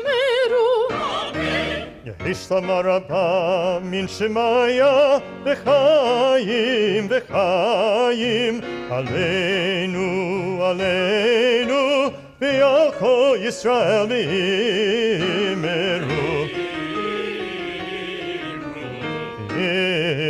אימרו עושה שלום במרומיו הוא יעשה שלום עלינו ועל כל ישראל ועל כל Yoshvei Tevel. V'yimeru, Amen. We'd like to invite our shofar blowers to come forward to join us here on the bima. And just to note that after the last shofar blast, the lights will begin to dim here in the sanctuary. Don't be alarmed. We're just setting the mood for Havdalah. We turn now to page 670. We stand as one before the gates of a new year, renewed by this day of atonement, made stronger by all who are with us and by those whose presence we feel within. As the long day fades into dusk, we join our voices in words of hope and dedication. Pitchu lanu sha'arei tzedek, navo vam nodeya. Open for us the gates of righteousness, that we may enter and praise the eternal source of life. Open for us the gates of sacred community, that we may enter and feel its healing power. Open for us the gates of truth and integrity, that we may enter and grow in faithfulness. Open for us the gates of devotion and principle, that we may enter and find enduring values and meaning. Open for us the gates of repentance and return, that we may enter and offer our best. Open for us the gates of forgiveness, that we may enter and offer our humanity. Open for us the gates of kindness and compassion, that we may enter and offer our love. Page 672. Shema Yisrael, Adonai Eloheinu, Adonai Echad. Baruch Shem Kevod Malakuto, Leolam Vaed. Baruch Shem Kevod Malakuto, Leolam Vaed. Baruch Shem Kevod Malakuto, Leolam Vaed. Adonai Hu Elohim.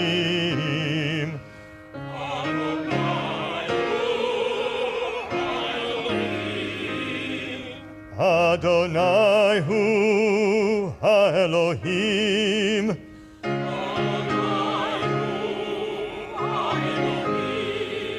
Adonai Hu Elohim.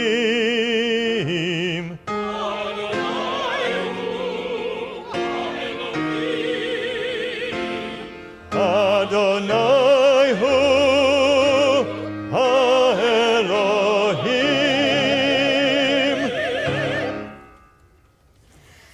Tekiah. Shevarim. Teruah. Tekiah Gedolah.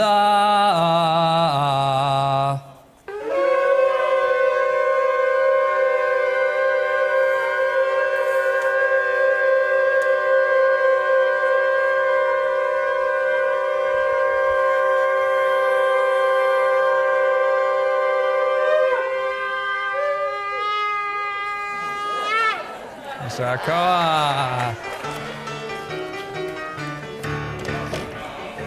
We're done. Please be seated. I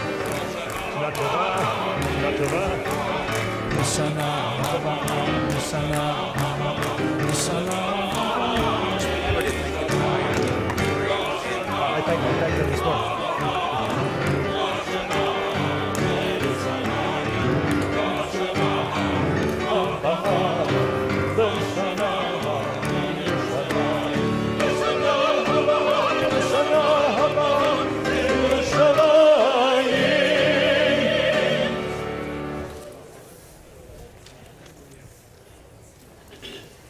We will continue on page 674 with Havdalah as we move from the end of Yom Kippur and the end of Shabbat into the beginning of the regular week we sing the blessings for Havdalah, the blessings of separation together. I'd like to invite all of the kids who are in the sanctuary to the bima to come join me to help do Havdalah.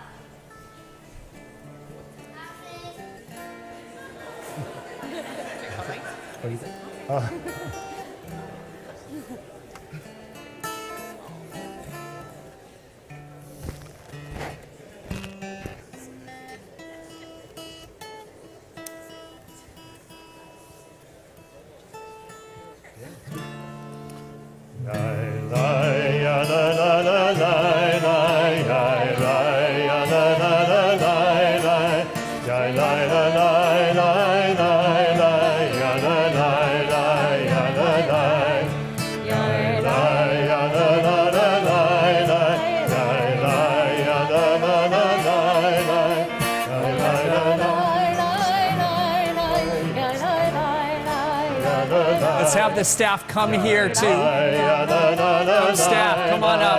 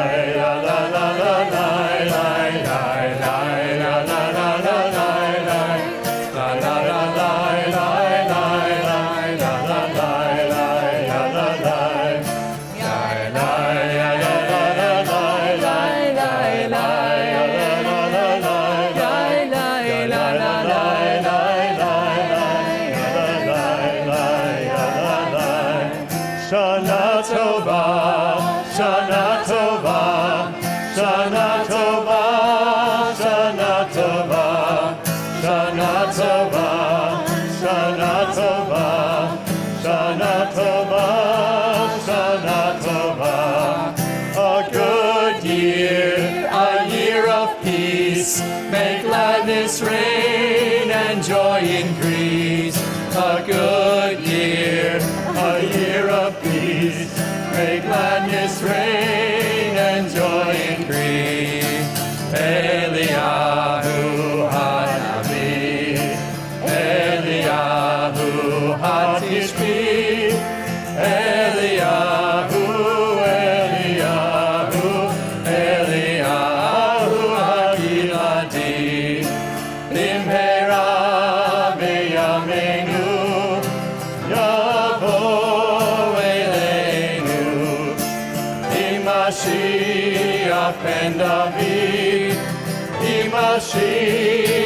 ben David, Eliyahu Hanavi, Eliyahu Hatishbi, Eliyahu, Eliyahu, Eliyahu Hagiladi. Do me a favor, recognize this amazing staff team who is always behind the scenes.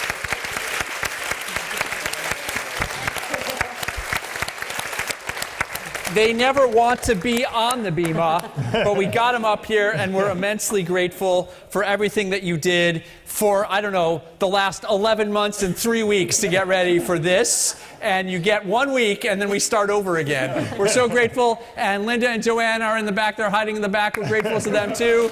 Thanks for all that you do. So here's the thing. We've been just here all day long and doing the hard work of repentance and repair. And just as soon as we sing Eliyahu Hanavi and we make Havdalah, it's time to go back into the world. And there is this custom that the first thing you're supposed to do, maybe you can have hamotzi first and then you can do this. But right away, you're supposed to start building your sukkah. So I don't know how that works here in New York City, but really what I think about when we're building our sukkah is that there's work to do in the world. We've started again. We're ready to go. We're whole again, right? Feel whole again? The world is broken. It needs our help. It needs our work. It needs our repair. And so I'm going to try not to hammer my thumb when I do this, but we're going to symbolically start hammering. If I had a hammer, I'd hammer in the morning and all that kind of stuff. We're ready to repair the world as a community and as a congregation. It's in a blessed season. And before I do that, I just want to ask if you will allow the clergy, once the hammering is done, we want to make our way over to that exit sign so that we can greet everybody on our way out. So if you'll just stay in your places for just a minute so we can get over there. And yeah, we need to do motzi too.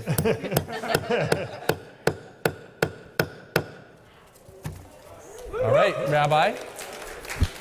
Baruch atah Adonai Eloheinu melech haolam hamotzi lechem min haaretz b'tei avon.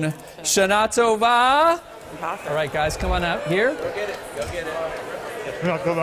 Shana Tova. All right, friends, come on down here.